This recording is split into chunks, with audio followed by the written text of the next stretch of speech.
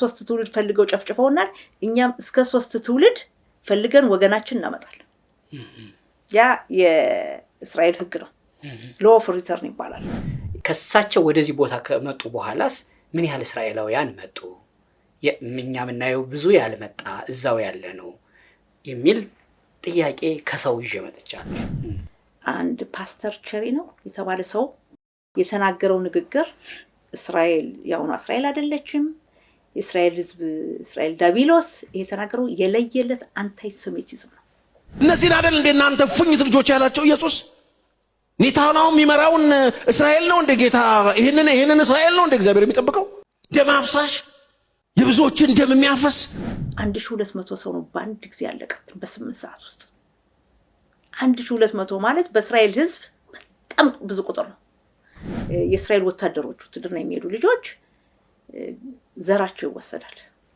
ዘራቸው ይቀመጣል የደም ባንክ እንዳለው የዘር ባንክ አለ እስራኤል ማለት የእንግሊዝ የቅኝ ግዛት ፕሮጀክት አሁን ደግሞ አሜሪካ ተረክባለች የቅኝ ግዛት ፕሮጀክት የመካከለኛው ምስራቅ ተወካይ ናት እስራኤል አፓርታይድ ስራ ማለት እስራኤል የእንግሊዝም ኤጀንት ባራገር አለች ኦፍ ኮርስ ግን ስርዓቷን ነው እየነገርኩ ያለሁት ስርዓቷ አፓርታይዳዊ ቅኝ ግዛት ነው በአሁኑ ሰዓት በብሔረሰብ ያለው ግጭት አልበቃ ብሎ የሃይማኖትን ከጨመሩበት ያቺ ትልቅ ሀገር በአፍሪካ የምትደነቀው በቅኝ ግዛት ያልተገዛችው ትልቋ ምልክት የሆነችው ሀገር ምን ያረጋታል በያሰብኩ ያን የፈጸመች ጀርመን ራሷን ከጠላት ለመከላከል በቢሊየን የሚቆጠር ዶላር አውጥታ ከትላንት ወዲያ ከእስራኤል የጦር መሳሪያ ገዛች እስራኤል ሀገር ሆነው አሁን እነሱ ላይ የሆነው ሌላ ላይ ያያረጉት ነው መከራከሪያው ለምንድን ነው ከ15 ሚሊዮን ያለው ህዝብ የኖቤል ተሸላሚ የሆነው 25% የህዝብ የሆነው ከ1 ቢሊየን በላይ እስልምና እምነት ተከታይ የለም ከ1 ቢሊየን በላይ ህንዶች የሉም ከ1 ቢሊየን በላይ ቻይናዎች የሉም እናመሰግናለን ተጓዦቻችን ኑ ወደ ቅድስት አርሴማ ሀገር አርሜኒያ እንሂድ ብለን ስንጣራ ሰምታችሁ በያላችሁበት ተጠራርታችሁ አብራችሁን ስለሄዳችሁ በልባችን ያለው ደስታ ብዙ ነው በእናንተ መመረጥ በእናንተ መታመን ለእናንተ መታዘዝ ያለው የህሊና እርካታና ጥፍጥናው ልዩ ነው ቅድስት አርሴማ አጽማ ያረፈበትን ገዳም ቅዱስ ጎርጎርዮስ ዘአርሜኒያ ለ15 ዓመታት የተጣለበትን ጉድጓድ ቅዱስ ለንጊኖስ ኢየሱስ ክርስቶስን ጎኑን የወጋበትን ጦር አራራት ተራራን ለምን ግን ቆጥራለሁ ስለማያልቅ ልተወው ይሄን ሁሉ አይታችሁ የነበረንን ጊዜ አጠናቀን ወደየ ዓለማችሁ በሰላም ስለተመለሳችሁ ደስ ብሎናል ሶስተኛው ዙር የአርሜኒያ ጉዞ ከየካቲት 1 እስከ 7 በሐበሻ አቆጣጠር ስለሆነ እንደ በፊቱ ተጠራርተን እንድንሄድ ስንል እንጋብዛለን 0116622922 0988383838 0953444000 ሲምባ ትራቭል እንደ ታዛዥ ልጅ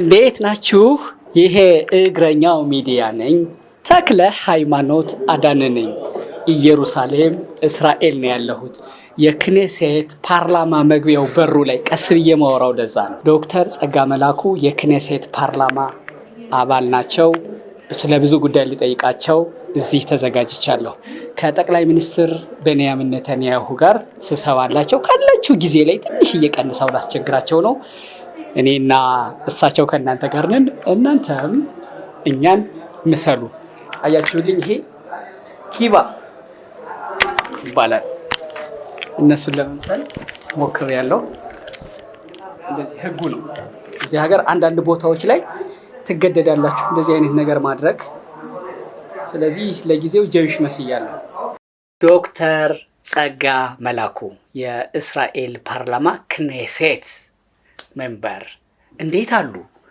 ጤና ይስጥልኝ እንደምን አለ በመጀመሪያ ደረጃ እንኳን ወደ ቅድስት እስራኤል መጣ በጣም ደስ ብሎኛል ስለተገናኘን በጣም ደስ ይለኛል መምጣቴ ብቻውን ደስታ ነበረ ደግሞ ስለመጣ ደስ ብሎኛል ስላሉኝ በፓርላማ የተከበሩ ሜምበር ኖት ጋዜጠኛ ኖት፣ ጸሐፊ ኖት፣ መጽሐፍ አለዎት። ደግሞ በአገልግሎት እስራኤል ላይ በጣም ይታወቃሉ።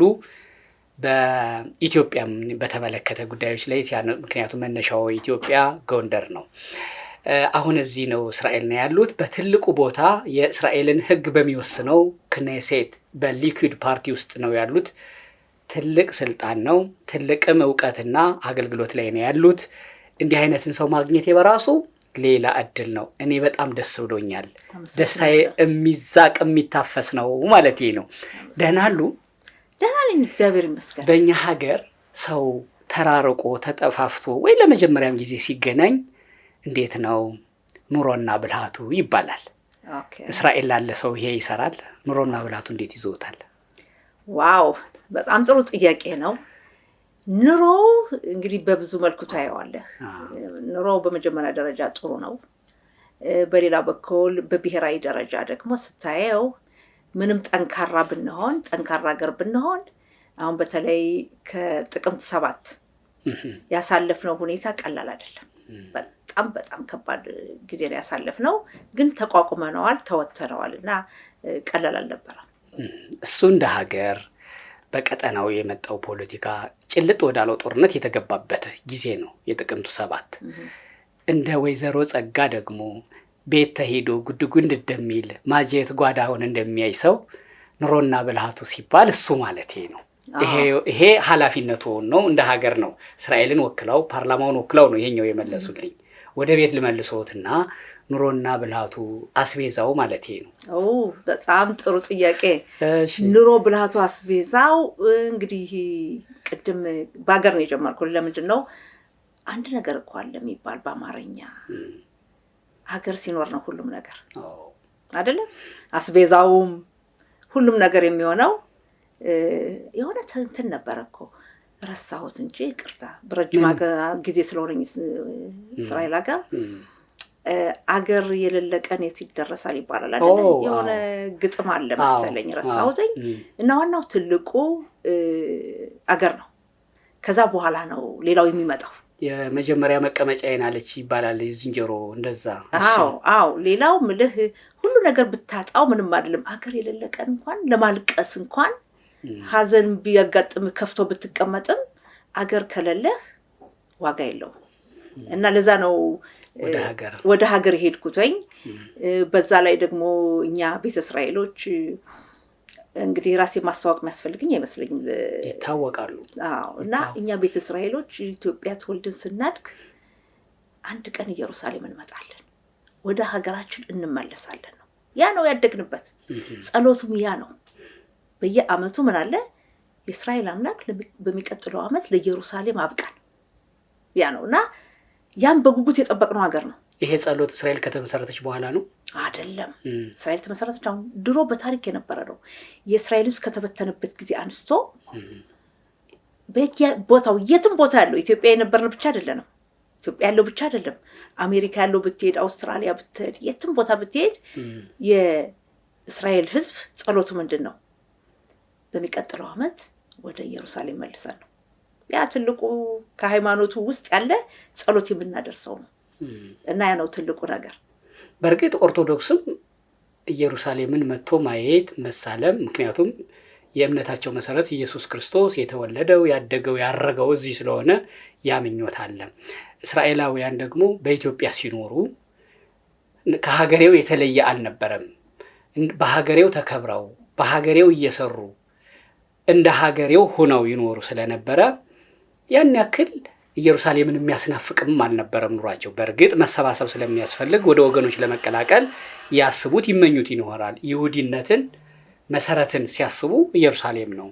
ነገር ግን ኢትዮጵያም ደግሞ ተመችታቸው ተንደላቀው ይኖሩ ስለነበረ ያን ያክል አልነበረም የሚሉ አሉ። ከርሶ በተቃራኒ። በጣም ጥሩ ጥያቄ። የቤተ እስራኤልን ታሪክ ካመጣ 2500 ዓመት በኖርንበት ሰዓት ጥሩ ዘመኖችም ነበሩ፣ መጥፎ ዘመኖችም ነበሩ። እኛ በኢትዮጵያ መጠሪያ ስማችን ቤተ እስራኤል አይደለም፣ እኛ ነን ቤተ እስራኤል የምንለው። የኢትዮጵያ ሕዝብ በተለይ እኔ በነበርኩበት አካባቢ ጎንደር መጠሪያው ምንድን ነው? ፈላሻ ነው። ፈላሻ ትርጉሙ ምንድን ነው? ፈልሶ የመጣ ነው። አየህ፣ የቦታው ባለቤት አይደለህም፣ ፈልሶ የመጣ ነው። እና የኛ ህብረተሰብ እንዳልኩት ጥሩ ዘመናት እንደነበረው ያሳለፈው ቀላል አይደለም። ሃይማኖቱን በመጠበቁ ነው እንጂ ሌላው ምን ይለያል? ቀለም ነው፣ ከለርህ መልክህም አንድ ነው። ግን ያ የተለየ በሃይማኖቱ ምክንያት የነበረው የማግለል ሁኔታ ከፍተኛ ነው። ካነሳን ለምሳሌ ከፈላሽ አልፎ ቡዳ፣ ካይላ ቀን ሰው ናቸው፣ ሌሊት ጅብ ናቸው። በውጭ መጽሐፍቶችን ብታይ ብዙውን ጊዜ ስለኛ የተጻፈው እንዲያውም ስለ ቤተ እስራኤል እኛ አይደለንም። አብዛኛው የጻፈው የውጭ ዓለም ህዝብ ነው መጥቶ ያየን። ያና አሁን አንተ እንዳሰብከው አይደለም። ሁሉም ነገር እንዲያው ተመችቶ ሁሉም ነገር እንዲያው እዛ ተቀብሎን ይኖር አይደለም። አልነበረም። ያ እንግዲህ የተወሰኑ ጊዜያቶች ነበሩ። እንግዲህ በ2500 ዓመት በነበረው ሁሉም መጥፎ ነው ልልህ አልችልም።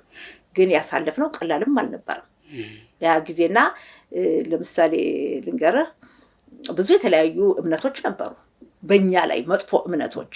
ለምሳሌ ልንገርህ በመጋባትም ስትሄድ በመጋባትም ከቤተ እስራኤል ጋር ለመጋባት ክብር አይደለም። እኔ በማውቀው በእኔ እድሜ እኔም የጎንደር ልጅ ነኝ። ደንቢያ የሚባል አካባቢ ነው። በዛ አካባቢ ከነበሩ ቤተ እስራኤሎች ጋር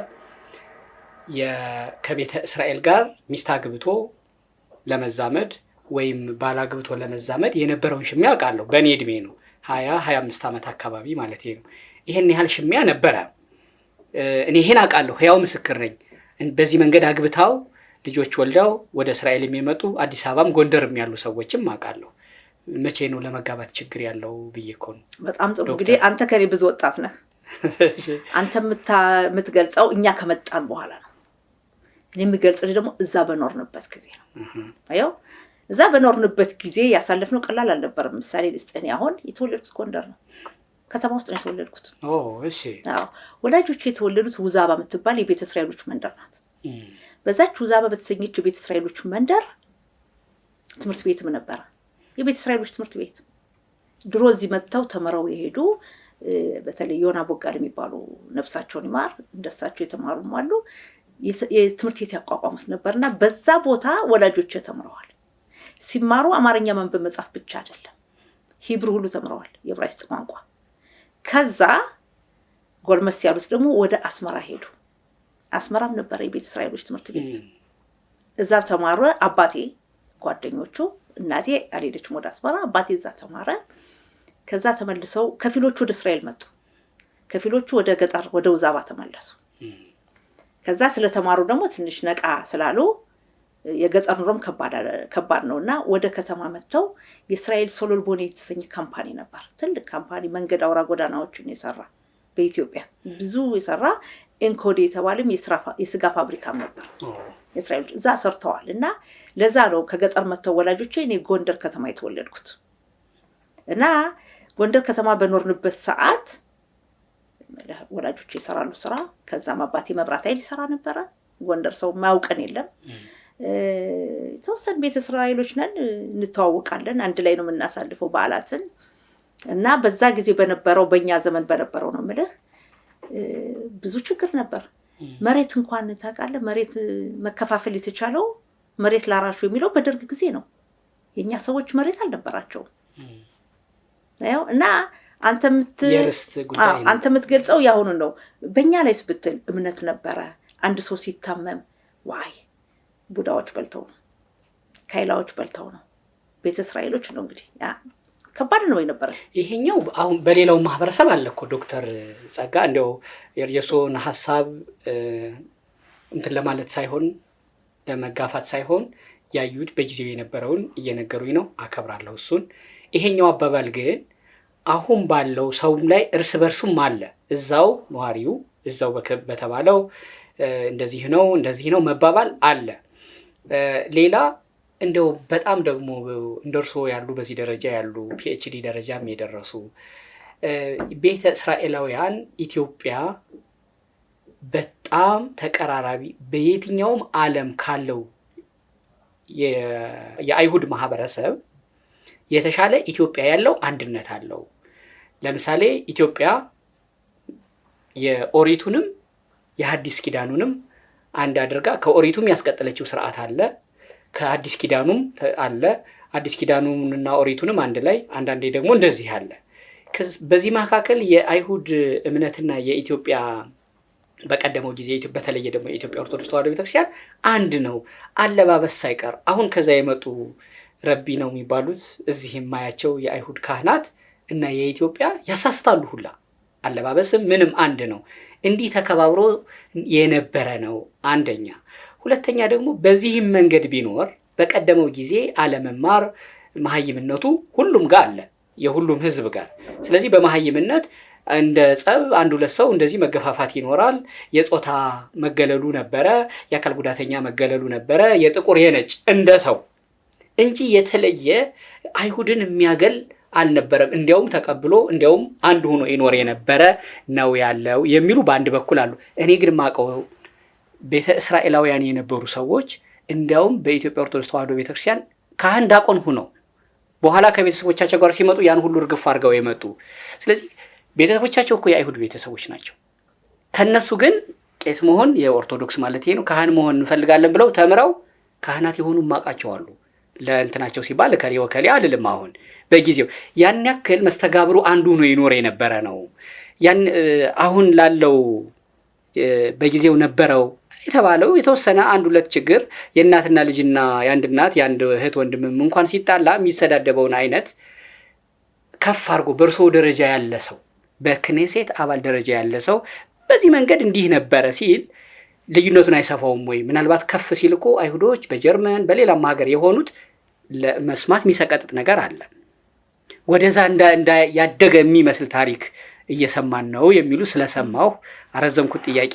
ሐሳቤ ግን ነው። እሺ ተመልከት። በመጀመሪያ ደረጃ ሁለት ነገሮች አሉ። በሌላው ማህበረሰብ በሌላው አልነበረም መድሎ ልዩነት ማለት አንችልም። እርግጠኛ ነኝ እንደነበረ።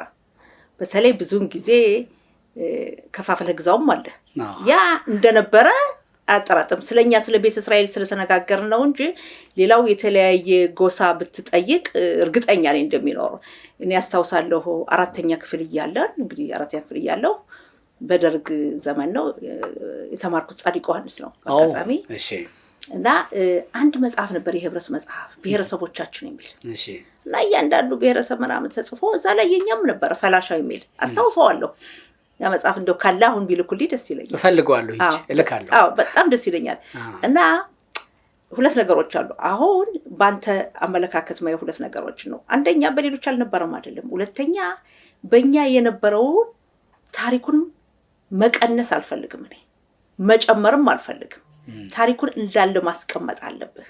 ግን ያን ታሪክ ስታስቀምጠው እንደ ታሪክ ለማስቀመጥ ነው እንጂ ለመጥፎ ለመጠቀም መሆን የለበትም። እንዲያውም ለሌሎቹ ከዚህ ትምህርት እንዲወስዱ ነው። ለሌሎቹ ትምህርት እንዲወስዱ። ያ ማለት አሁን እንዳልከው እርግጠኛ ነኝ በተለያዩ ቦታዎች የሚገለሉ ጎሳዎች ይኖራሉ ወይም የሚገለሉ ሰዎች ሊኖሩ ይችላሉ በተለያዩ ምክንያት። አግላዩም እንደሚያገል አያውቅም በነገሮች የመሀይምነት ስለሆነ እና ያ ነገር አግላዩ ካላወቀም አወቀም አላወቀም ከዚህ መማር አለበት። ትምህርት ይሆናል ነው እንጂ እኛ ኢትዮጵያ በነበርንበት ሰዓት እንዲህ ተበድለናል እንዲህ ተሰርተናል እንዲሆናልና አሁን እኛ መመለስ አለብን አይደለም። እዛ አይደለም እኛ ቦታችን አይደለም። ግን ያ ነበር እንደነበረ መቀመጥ አለበት። አንዳንዴ ምን አጋጥሞኛል መሰል አንዳንድ ሰዎች እኔ በግል ያጋጠመኝ ስናገር ለምን ትናገሪያለሽ ጸጋ ይላሉ። እንዴ እኔ ያልነበረ ነገር አልተናገርኩም።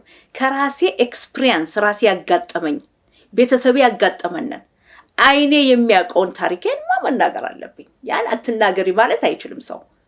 ግን ያን ስትናገር ለምንድን ነው የምትናገረው?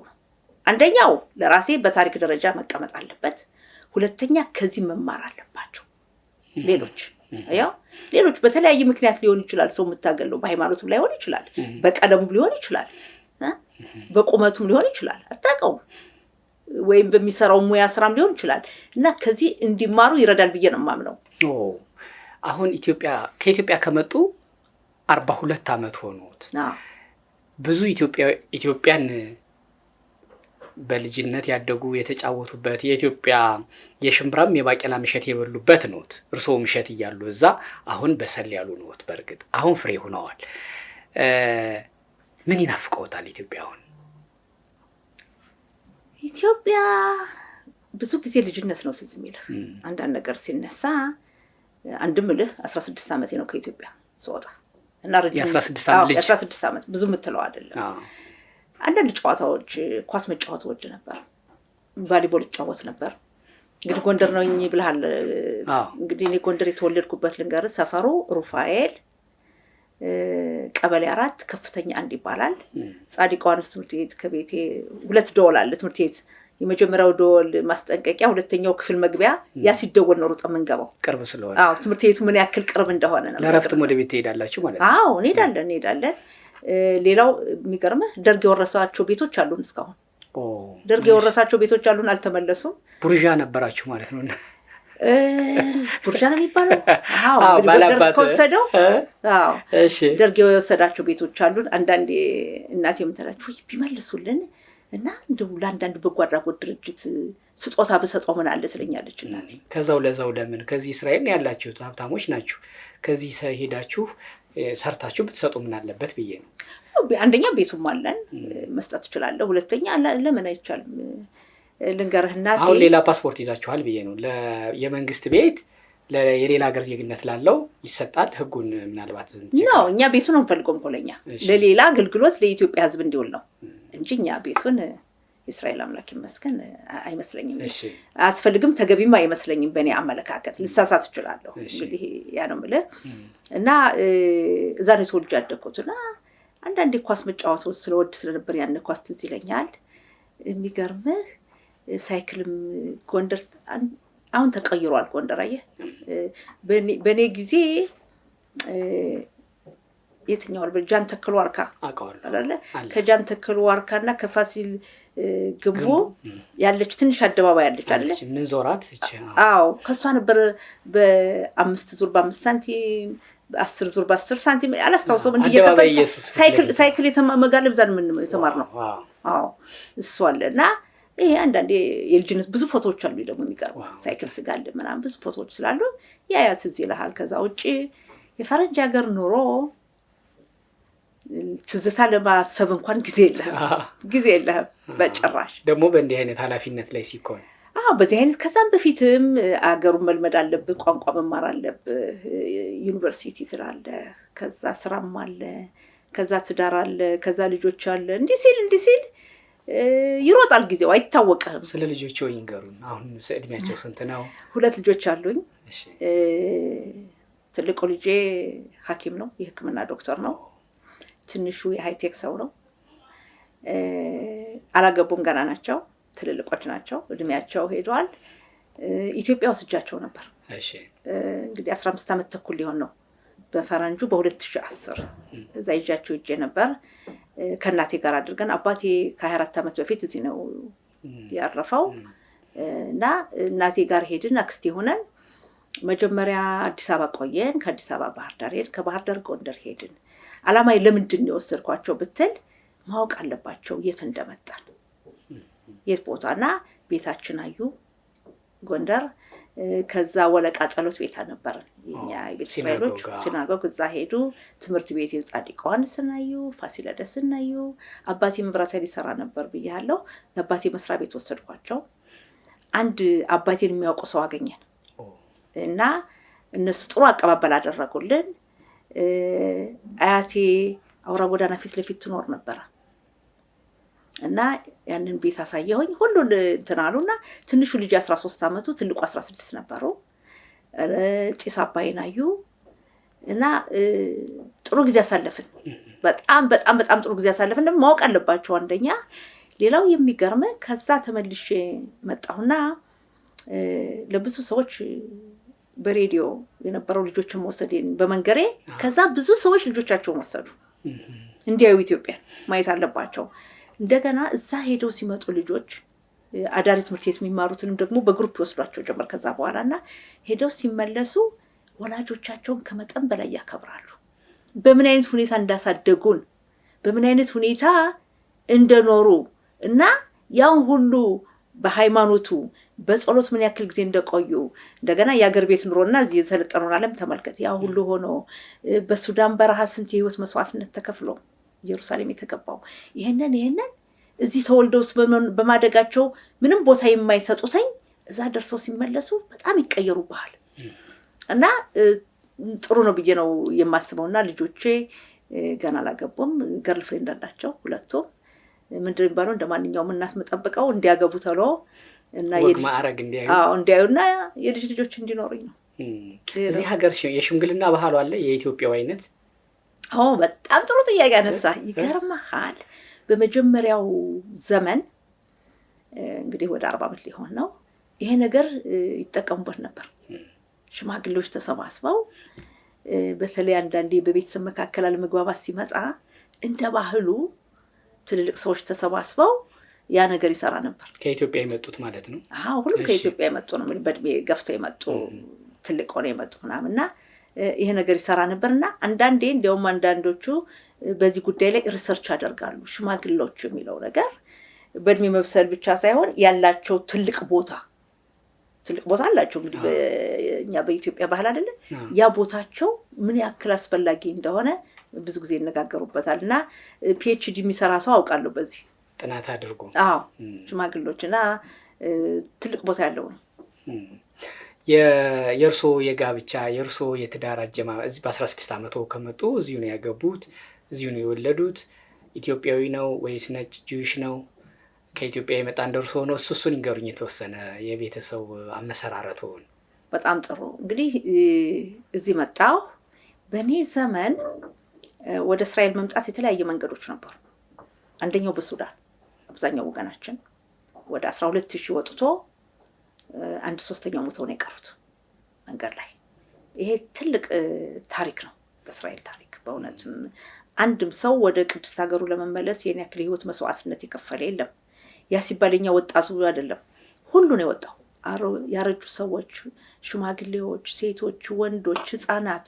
ነፍሰ ጡር ሴት ሁሉ ነው የወጣው ኢየሩሳሌም አድርሰን ነው ያበል ሌላው በኬንያም ነበር በጅቡቲ ነበር በደቡብ ሱዳን ነበር ሌላው ደግሞ በቀጥታ በረራ ትመጣለ ከአዲስ አበባ ወደ ካይሮ ወይም ሌላ ሀገር ትሄዳለህ በእስራኤልና በኢትዮጵያ መካከል ዲፕሎማሲ ግንኙነት አልነበረም ያኔ ተቋርጦ ነበር በደርግ ጊዜ ነው ተቋርጦ ነበርና ተወካይ የነበረው የስዊዲሽ ኤምባሲ ነበር እና ከስዊዲሽ ኤምባሲ ይዘጋጅልሃል በዛ መንገድ ነው የመጣሁት እኔ በኢጅፕት በኩል በግብጽ በኩል ነው በበረራ ነው በእግሬ አልተጓዝኩም ግብጽ ትንሽ ቆየን ግሩፕ ነበርና ወጣቶችና የተለያዩ ፕሮግራሞች ነበሩ እዛት መጣው ከዛ ወላጆቼ ከአንድ ወር ከሁለት ወር በኋላ እንመጣለን ብለው ነበር ነገር ግን 8 ዓመት ጨረሰባቸው በጣም ረጅም ጊዜ ነው 8 ዓመት በአዲስ ሀገር በአዲስ ቋንቋ በአዲስ ባህል እንደገና መልህ እኛ ስናድግ በሃይማኖቱ በቤተ እስራኤል ስለ ኢየሩሳሌም ስለ ቅድስት ሀገር የሚነገርህና እዚህ ስትመጣ አይጣጣምልህ ብዙ ልዩነት አለው እና ከዛ ቋንቋ ትማራለህ እና ቋንቋ ስንማር ነበር የተዋወቅ ነው ግን ቤተሰቦቻችን ተዋወቃለን ቤተ እስራኤሎች ናቸው ቤተ እስራኤል ነን ኢትዮጵያ ሁሉ እንተዋወቃለን ቤተ እስራኤሎች በአጠቃላይ ተፈላልገን እንገናኝ ነበር ኢትዮጵያ ዘር ቆጠራ ዘራችን በደንብ ነው የምናውቀው የሚገርም እስከ 7 ትውልድ በላይ እያንዳንዳችን በቃላችን እየተነገረን ዘራችን በደንብ ነው የምናውቀው በጭራሽ አሁን አንድ ሰው ቤተ እስራኤል ይሆንና ያልሆነን 2 ጥያቄ 3 ጥያቄ ጠይቄ ያውቀዋለሁ ያደግነው እንደዛ ነው ዘር ቆጠራው ምኑ ስለምናውቀውና እዚህ ቋንቋ እንማር ነበር ቋንቋ ከጨረስን በኋላ ወደ ዩኒቨርሲቲ ከዛ ነበር የተዋወቅ ነው ኢትዮጵያዊ ነው ቤተ እስራኤል ከኢትዮጵያ የመጣ ነው ከኔ 6 ወር ቀድሞ ይመጣል እና እዚህ ነው የተዋወቅ ነው እላለሁኝ በዛ ዘመን የሚቀርብህ የራስህ አይነት ሰው ነው የሚቀርብህ ከፈረንጁ ይበልጥ የራስን ቀራው ልጆቼ ገርል ፍሬንዶቻቸው ነጮች ናቸው ፈረንጆች ናቸው በእኛ ጊዜ ግን ቋንቋው ባህሉም ተሩ የምትቀርበው የራስ ሰው ነው የሚቀልህ ከነጩ ጋር ለመግባባት በዛ ጊዜ ይከብዳል ቋንቋውም የለህም ባህሉም የለህም ምንም የለህም እዚህ የተወለዱ ልጆችም አሁን አብዛኛው እዚህም ተወልደው ብዙ እርስ በርስ ነው ግን እዚህ ተወልደው ሁሉም እና እንደዛ ነው ላለው ይሄ የሰባት ቤት ቆጠራው የዝምድና ቆጠራው እዚህም አለ ይሰራል ዋው አሁን ትልቅ የባህል ለውጥ ጥያቄ አመጣ እሺ በኢትዮጵያ የነበረው ጋብቻ እንግዲህ አንተ ታውቃለህ፣ ሁላችንም ኢትዮጵያ የተወለድን እናውቃለን። ቤተሰብና ቤተሰብ ዘር ይቆጠራል አይደለም?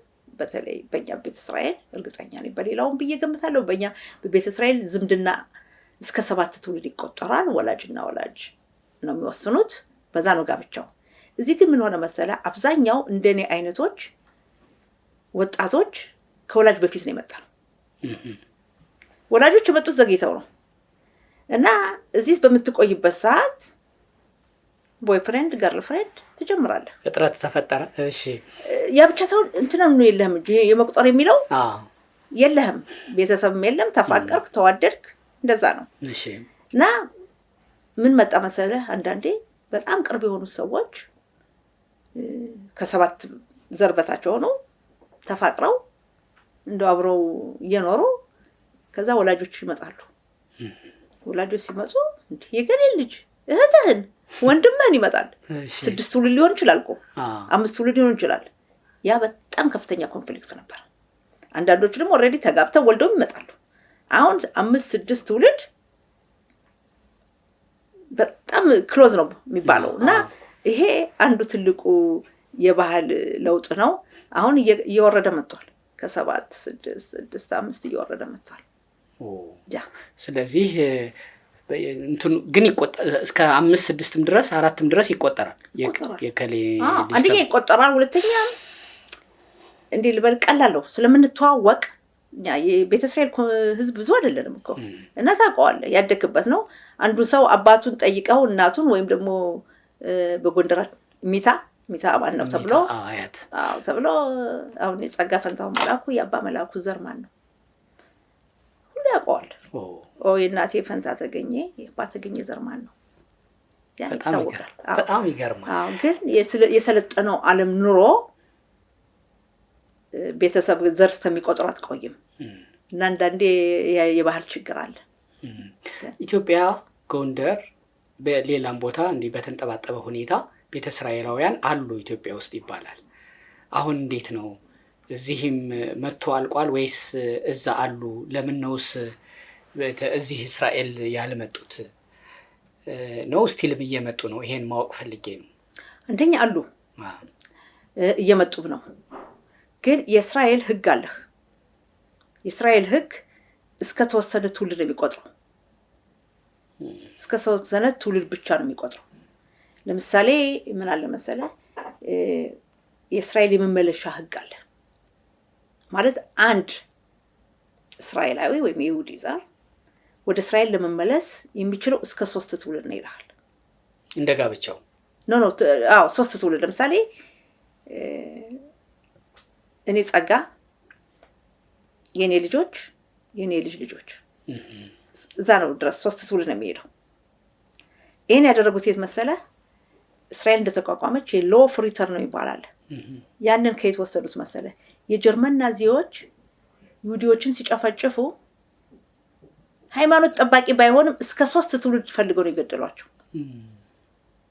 ያው እና ያንን ገለበጡት። እስራኤል ስትቋቋም እስከ 3 ትውልድ ፈልገው ጨፍጭፈውናል፣ እኛም እስከ 3 ትውልድ ፈልገን ወገናችን እናመጣለን። ያ የእስራኤል ህግ ነው። ሎ ኦፍ ሪተርን ይባላል። የመመለሻ ህግ ነው። ከዛ ትውልድ በላይ የሆነ ግን ሌላ ህግ አለ። የቤተሰብ ውህደት ይለዋል። የቤተሰብ ውህደት። እሺ፣ ቤተሰብን የተለያየ ማገናኘት እና ይሄ አለ እና እየመጡም ነው ይሰራል አሉ። እዛ 1-2-3 ሰው ነው። እርስዎ አሁን በዚህ በእስራኤል ፖለቲካ ውስጥ ከፍ ያለ በክነሴት ውስጥ ነው ያሉት። ምናልባት ደጋግሜ ስጠይቅ እስኪ እንደው ጠይቅልን ካሉን መካከል ለመጠየቅ ነው። እሳቸው ወደ ስልጣን ከመጡ በኋላ አሁን ተጠያቂ ሰው ናቸው። በተለየ ደግሞ ኢትዮጵያ ስላሉ ቤተ እስራኤላውያን ዶክተር ጸጋ መላኩን የእስራኤል መንግስት እንዴት ነው ምን ያስባሉ እነዚህ ሰዎች እዛ አሉ ብሎ አይጠይቅም ማለት አይቻልም። ለእንዲህ አይነቱ ጥያቄ እሳቸው ምን መልስ እየሰጡ ነው? ከእሳቸው ወደዚህ ቦታ ከመጡ በኋላስ ምን ያህል እስራኤላውያን መጡ? እኛ የምናየው ብዙ ያልመጣ እዛው ያለ ነው የሚል ጥያቄ ከሰው ይዤ መጥቻለሁ። በጣም ጥሩ ጥያቄ። በመጀመሪያ ደረጃ እኔ ክነሴት ወይም ፓርላማ እንደገባሁ ነው ጦርነቱ የተነሳ። አትዘንጋ ጥቅምት 7 ቀን የነበረው ጦርነት ቅድም በውይይታችን መክፈቻ ገልጬልሃለሁ። ያ ጦርነት ከባድ ሰቆቃ ነው። 2 ዓመት በሙሉ እውነት አይደለ አገራችን አደጋ ላይ ነበረች። የእስራኤል ሕዝብ ሊጠፋ ነበር። እስራኤል አለ ነው በ7 አቅጣጫ የተነሱት እኛን ለማጥፋት ነው። በደቡቡ በጋዛ በኩል ሐማስ ይጀምር እንጂ በምስራቁ በኩል ፍልስጤማውያን አሉ፣ በይሁዳ ሰማሪያ፣ በሰሜኑ ክፍል የህዝቡላ አለ። እኛን ለማጥፋት ነው የተነሳ የነበረው። ኢራን አለች ዋናዋ፣ እኛ የሰይጣን ቁንጮ ነው የምንላት። ምንም እንኳን ድንበር ማገናኛት ኢራን ተመልከት፣ የመንን ውሰድ፣ የመን ሁቲዎችም ቢሆን እና ታቅዶ የነበረ በሁሉም በ7 አቅጣጫ እስራኤል ለማጥፋት ነው የነበረው። እና ያ ጦርነት ቀላል ጊዜ አይደለም። አንተ ሰላሙን እንድትኖር አንተ አንድ ሐሳብ ለማግኘት የመጀመሪያው መሆን ያለበት አገር ሰላም መሆን አለበት። ህልውና መጠበቅ አለበት። እኔ እናንተ አሁን እንደምንወያየው እስራኤል ስላለች ነው። አንተ ወደዚህ መጣኸው እስራኤል ስላለች ነው። እና 1200 ሰው ነው በአንድ ጊዜ ያለቀብን በ8 ሰዓት ውስጥ። 1200 ማለት በእስራኤል ህዝብ በጣም ብዙ ቁጥር ነው። ከዛ ትሄድ የተጠለፉት፣ የተደፈሩት፣ የተቃጠሉት እነሱን ለማውጣት ሄደው በየቀኑ ምን ቀብራቸው ሰዎች ወደ 1000 የሚቀርቡ ወታደሮቻችን አልቀውብናል። ከዛ ውስጥ 34ቱ የኛ ናቸው ከኢትዮጵያ የመጡ። ለይቶ መናገር ይከብደኛል። አብሮ ነው ያለቁት። እና ይህ ሁሉ ውጥረት ላይ እያለ ሌላ ነገር አታስብም። በየቀኑ ቀብር ነው። በየቀኑ ያለው ችግር ይሄ ነው። ልጆቻችን ይሄዳሉ። እኔ ትልቁ ልጅ እስካሁን አልጨረሰም። የሕክምና ዶክተር ነው። ላገሩ ግን ትምህርቱን ትምህርቱን ጨርሷል። የሕክምና ዶክተር ነው። ከ6 ዓመት በፊት ነው የጨረሰው ትምህርቱን። ላገሩ ግን በሚያስፈልገው ቦታ ይሄዳል። እና ይሄ ነው መጀመሪያ ያለው። ሀገርህ ደህና ካልሆነች ሌላ ነገር ማንሳት አትችልም። በሁለተኛ ደረጃ ቅድም የገለጽኩልህ መምጣት የሚገባቸው ሰዎች አሉ ኢትዮጵያ ውስጥ በጣም ብዙ ሰዎች አሉ ይመጡ። ግን የነበረው የአሰራር ሁኔታ ቅድም ያልከው ሎው ኦፍ ሪተርን እና የቤተሰብ ውህደት የሚለው ይሄ እንደገና መታየት አለበት። ያ ነው በአሁኑ ሰዓት በተለይ 2 ዓመት ጥቂት ሰዎች ነው የመጡ፣ ብዙ አይደሉም። ትልቁ ትኩረት የሰጠነው በህልውናችን ነው፣ በሀገራችን ጉዳይ ነው፣ በእስራኤል ጉዳይ ነው። ለወደፊቱ እንዴት ነው የምንኖረው? እስራኤል ከዚህ እንዴት ነው የምትማረው? የተጠለፉት እንዴት ነው የምናስመልሰው? በህይወት ያሉትን ብቻ አይደለም። እስራኤል የሞተው ወገኗ አጽሙን እስከ ስንት ሺህ ዓመት እንኳን ቢቆይ ማምጣቷ የማይቀር ምሳሌ ብሰጥህ ዘካሪያ ቦይም የሚባል ከስንት ዓመት በፊት ከ43 ዓመት በፊት በሶሪያ ጠፍቶ የነበረ ወታደር በቅርብ አጽሙ የተመጣ። እሱን ለመመለስ ያልተደረገ ጥረት የለም። ኤሊ ኮሄን የተሰኘ የኛ ሰው በደማስቆ የሱ አጽም 60 ዓመት አልፏል፣ እስካሁን አልተመለሰም። የሱ እቃዎች አንዳንድ ነገሮች ባለፈው ተገኝተው መጡ። እና ይሄ ነው አገር በሚኖር ግዛት ጊዜ ቅድሚያ የምትሰጠው አለ። መጀመሪያ የህልውና ጉዳይ ነው። ያ ነው። ምንድነው ግን ኢምፖርታንቱ ነገር እንደው በጣም ይቅርታ ለማወቅ ያክል ያነሳው ጥያቄ ነው። አንድ ሰው ከሞተ ከተቀበረ በኋላ ለአስከሬኑ ወይም ለአጽሙ እስራኤል ይሄን ያህል ዋጋ በነብሱ እንዳገኘችው እንደ አተረፈችው አስባ አጽሙንም ትሰበስባለች።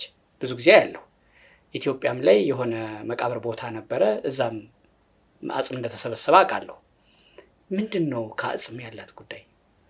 አንደኛው ለብዙ ሺህ ዓመት ተበትኖ የቆየው ተበታትኖ በቆየበት ሰዓት ሁሉም ፈተና አጋጥሞታል።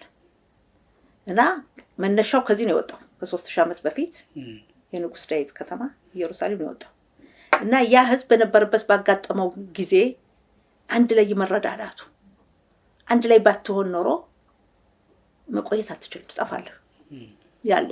በሁለተኛ ደረጃ አገር አለን። አሁን አገር አቋቁመናል። እስራኤል የተቋቋመችው እንደ አውሮፓውያን ዘመን አቆጣጠር በተባበሩት መንግስታት ድርጅት በ47 ነው። በ47 ዓመተ ምህረት ከተቋቋመች እንደውም በ48 ነው። በ47 ጦርነት አነሱ አረቦች። ከዛ የነጻነት ጦርነት ይባላል። በ48 ነው የተቋቋመች። ከተቋቋመች በኋላ ትልቁ መመሪያው ምን መሰለ? በሁለተኛው የዓለም ጦርነት የጀርመን ናዚዎች ከ6 ሚሊዮን በላይ ህዝብ ጨፍጭፈዋል። ያ ጭፍጨፋ መመለስ የለበትም። ያኔ የሆነው አገር ስላልነበረን ነው። አሁን አገር አለን። ኔቨር አጌን ያ ነገር መመለስ የለበትም። ያ ሲባል በህይወት እያሉ ብቻ አይደለም፣ የሞቱትንም አጽም ማምጣት አለብን። ለሀገራቸው ማብቃት አለብን። ለምሳሌ ልንገረ አሁን ጋዛ በነበረው ሐማስ በፈጸመው የሽብር ፈጠራ ድርጊት ተጠልፈው የሄዱ የሞቱ ህይወት አስከሬናቸው የነሱን አስከሬን ለማውጣት ሄደው የሞቱ ወታደሮች አሉ። አንዳንዶቹም እንደሚሉት እንዴ እስራኤልን ምንድነው የሞተን ለማውጣት ሌላ እንዳይሞቱባታል የሚሉም አሉ። ግን ይሄ ትልቁ መመሪያ ነው።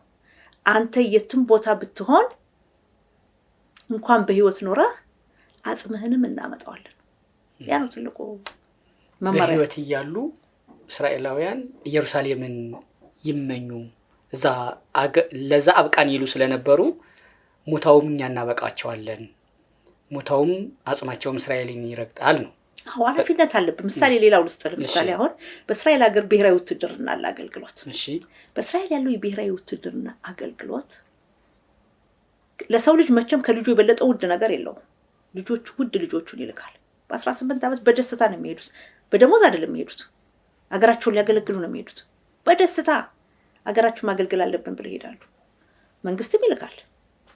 እነዚህ ወታደሮች ችግር በሚያጋጥማቸው ጊዜ የመመለስ ኃላፊነት አለብህ። ካልመለስክ ምን ምሳሌ ነው የምትሰጣቸው ለሌሎቹ ለሚመጣው? ምን ምሳሌ ነው የምትሰጠው? ሄደህ አንድ ነገር ቢያጋጥምህ አናወጣህም የለም። ያ ነው በጣም ይገርም። በዚሁ ካነሱልኝ አይቀር ስለ ውትድርና አንድ የሰማሁት ነገር ነበር። አንድ ቤተ እስራኤላዊ በነጭም በኢትዮጵያ እስራኤል ዜግነት ያለው አንድ ልጅ ከሆነ ያለው አንድ ልጁን ለውትድርና አይገደድም ሲሉ ሰማሁ። እኔ አንድ ጥያቄ ላንሳ። ፍላጎቱ ቢሆንስ ሀገሬን መጠበቅ ቢልስ? ያ ትልቅ ጥያቄ ነው። ይገርምሃል፣ ወላጅን ፈተና ላይ የሚያስቀምጥ ነው። እሺ ምን አለ አንተ እንደገለጽከው አንድ ልጅ ያላቸው ሰዎች አሉ፣ ሌላ ተጨማሪ ልጅ የሌላቸው። ስለዚህ በእስራኤል ምን ይላሉ? ውትድርና ያገልግል፣ ነገር ግን ተዋጊ መሆን አይችልም፣ አደጋ ላይ እንዳይወድቅ። እንግዲህ ተዋጊ ሆነ በምትሄድበት ሰዓት 50% ልትሞት ትችላለህ አይደለም? ህይወትም መጥፋት አለ። ስለዚህ እንደዚህ አንድ ልጅ ብቻ ያላቸው እንዳይሄዱ ይባላል። ነገር ግን እነሱ እንሄዳለን ስለሚሉ እንደ ጓደኞቻቸው ወላጅ መስማማት አለበት። አሁን ወላጅ መስደድ አይፈልግም። አንድ ልጅ ብቻ ያላቸው ልጁ ደግሞ ሙቼ እገኛለሁ ካልፈረማችሁልኝ፣ የእናንተ ፈቃድ ያስፈልገኛል፣ ሂጅ መዋጋት አለብኝ፣ እንደ ጓደኞች መሆን አለብኝ ለሀገሬ። በዚህም እንዲህ አይነት ሆነው የሞቱ ልጆች አሉ። እና በዚህ ምክንያት አንዳንዴው በእስራኤል ያለው ምን መሰለህ ንግግር፣ ወላጆች እንዲፈርሙ የሚባለው ነገር ይቅር፣ አውቶማቲካሊ ልጁ ይወስን አይደለም፣ አገሪቱ ትተው። ያለዚያ ወላጆችን ኮንፍሊክት ውስጥ ታስገባለህ። በአንድ በኩል ልጅህ እንደሁሉ እንዲሆን ትፈልጋለህ። ልጁ ካልሆነ ብሎ ካለ ከልጁ ጋርም ጥሩ ግንኙነት አይኖርም፣ ጓደኞቹ ምናምን ትላለህ። በሌላ በኩል ፈርመህ ትሰዳለህ። ፈርመህ ትሰድበት ሰዓት እንዳልኩ 50% ላይመለስ ይችላል። የሚቀጥል ዘር አይኖርህም። እና ይሄ አለ። እንደ መፍትሄስ ምን የታሰበ ነገር አለ? እንደው ልጅ እንኳን ቢል ማለት ነው። ብዙ የሚያሳስቡ ነገሮች አሉ። ለምሳሌ አንዱ መፍትሄ የእስራኤል ወታደሮች ውትድርና የሚሄዱ ልጆች ዘራቸው ይወሰዳል፣ ዘራቸው ይቀመጣል። የደም ባንክ እንዳለው የዘር ባንክ አለ፣ እዛ ውስጥ ይቀመጣል። ሴት ብትሆንስ እንደዚሁ እንቁላሏ ይቀመጣል። ምንም እንትን የለም። ግን ብዙውን ጊዜ ተዋጊ ሄደው የሚሞቱ ምናምን ብዙዎቹ ወንዶች ናቸው። ሴቶቹ ቢኖሩም ቢዋጉም የወንዶችን ያክል የለም። በእርግጥ ሙሉ በሙሉ ሴቶች የሉ ማለት አንችልም፣ ወይም ሴቶች አይዋጉ ማለት አንችልም። የእስራኤል ታሪክ ነው። እና ይሄ ዘር ይቀመጣል። አሁን አንድ ያጋጠመን በፓርላማ በኮሚቴ ስንነጋገርበት ብዙ አነጋጋሪ ሆነው ምን አለ መሰለህ፣ እንዲህ አይነት በዚህ ጉዳይ ዘር ይቀመጣል አይደለም ባንክ። ከዛ የሞቱ ሰዎች አሉ፣ የሞቱ ልጆች ወታደሮች። አሁን የነሱ ዘር መጠቀሙ ነው።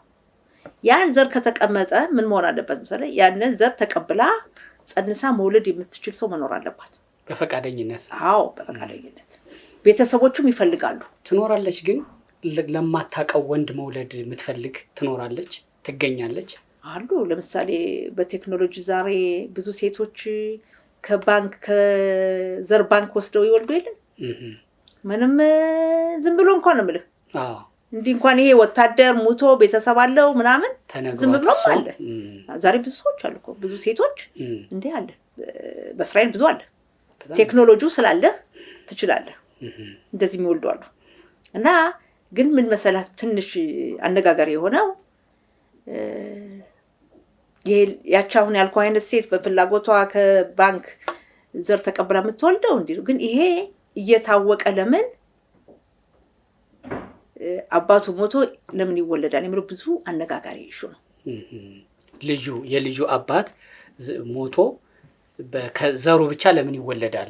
ምክንያቱም ያ ልጅ አባት ይፈልጋል። ግን እናት ትኖረዋለች። እና ይሄ ብዙ አለ።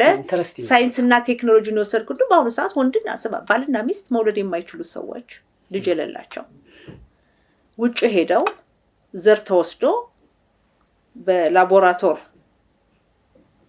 ተቀላቅሎ ከሌላ ሴት ማህፀን ገብቶ ይወለድ የለም። እንዲህም እኮ አለ። ዛሬ እኮ ዓለማችን ተለውጧል በእንዲህ አይነት ነገርና በሰውኛው እናውራ ብዬ ነው። በዚህ በወታደሮቹ ይሄ ጉዳይ ብዙ አነጋጋሪ ነው። በኋላ የልጅ ልጃችሁ ይሄው ተብሎ ልጃቸው ወደ ውትድርና ሄዶ የሞተባቸው ሰዎችም በዚህ መንገድ የተወለደው ልጅ እንደ ልጅ የማየት መብት አላቸው። እንደገና የምትወልደው ጸንሳ የምትወልድ የምትስማማ ካለች አብረው ነው የሚሉት ከመጀመሪያው ምልህ እናቱ ናች። እነሱም ከሷ ጋር ያላቸው ግንኙነት እንትን ነው። እና ይሄ ግን ሙሉ በሙሉ በህግ ለመፍቀድ በጣም አከራካሪ ነው። ብዙ አነጋጋሪ ነው። የሚቸግር ህግ ነው ማለት ይሄ በጣም አነጋጋሪ ነው። ግን ተመልከት ቴክኖሎጂው ሳይንሱ በጣም ፈጥኗል። ህግ ግን በጣም ኋላ ቀር ነው። እስራኤል ደግሞ የኢኖቬሽን ማዕከል ናት። በየብዙ ቴክኖሎጂ መገኛ ናት። አንድ እስራኤላዊ የትም ቦታ ሆነ የትም እስራኤል ውስጥ ኮሽታ ሲፈጠር ወፍ አትቀድመውም ወደ እስራኤል ለመመለስ ለእስራኤል ለመሞት ለአንድ እስራኤላዊ አይነገርም። ይሄ የማንነት ይሄ ለመሞት መቅደም ካንተ በፊት ካንቺ በፊት እኔ የማለት እስራኤላዊነት እንዴት ቢነገራቸው በምን መንገድስ ቢገባቸው ነው ይሄ ማንነት የተፈጠረው ከእያንዳንዱ እስራኤላዊ? እናመሰግናለን ተጓዦቻችን። ኑ ወደ ቅድስት አርሴማ ሀገር አርሜኒያ እንሂድ ብለን ስንጣራ ሰምታችሁ በያላችሁበት ተጠራርታችሁ አብራችሁን ስለሄዳችሁ በልባችን ያለው ደስታ ብዙ ነው። በእናንተ መመረጥ፣ በእናንተ መታመን፣ ለእናንተ መታዘዝ ያለው የህሊና እርካታና ጥፍጥናው ልዩ ነው። ቅድስት አርሴማ አጽማ ያረፈበትን ገዳም ቅዱስ ጎርጎርዮስ ዘአርሜኒያ ለ15 ዓመታት የተጣለበትን ጉድጓድ ቅዱስ ለንጊኖስ ኢየሱስ ክርስቶስን ጎኑን የወጋበትን ጦር አራራት ተራራን ለምን ግን ቆጥራለሁ ስለማያልቅ ልተወው። ይህን ሁሉ አይታችሁ የነበረንን ጊዜ አጠናቀን ወደየ ዓለማችሁ በሰላም ስለተመለሳችሁ ደስ ብሎናል። ሶስተኛው ዙር የአርሜኒያ ጉዞ ከየካቲት 1 እስከ 7 በሐበሻ አቆጣጠር ስለሆነ እንደ በፊቱ ተጠራርተን እንድንሄድ ስንል እንጋብዛለን።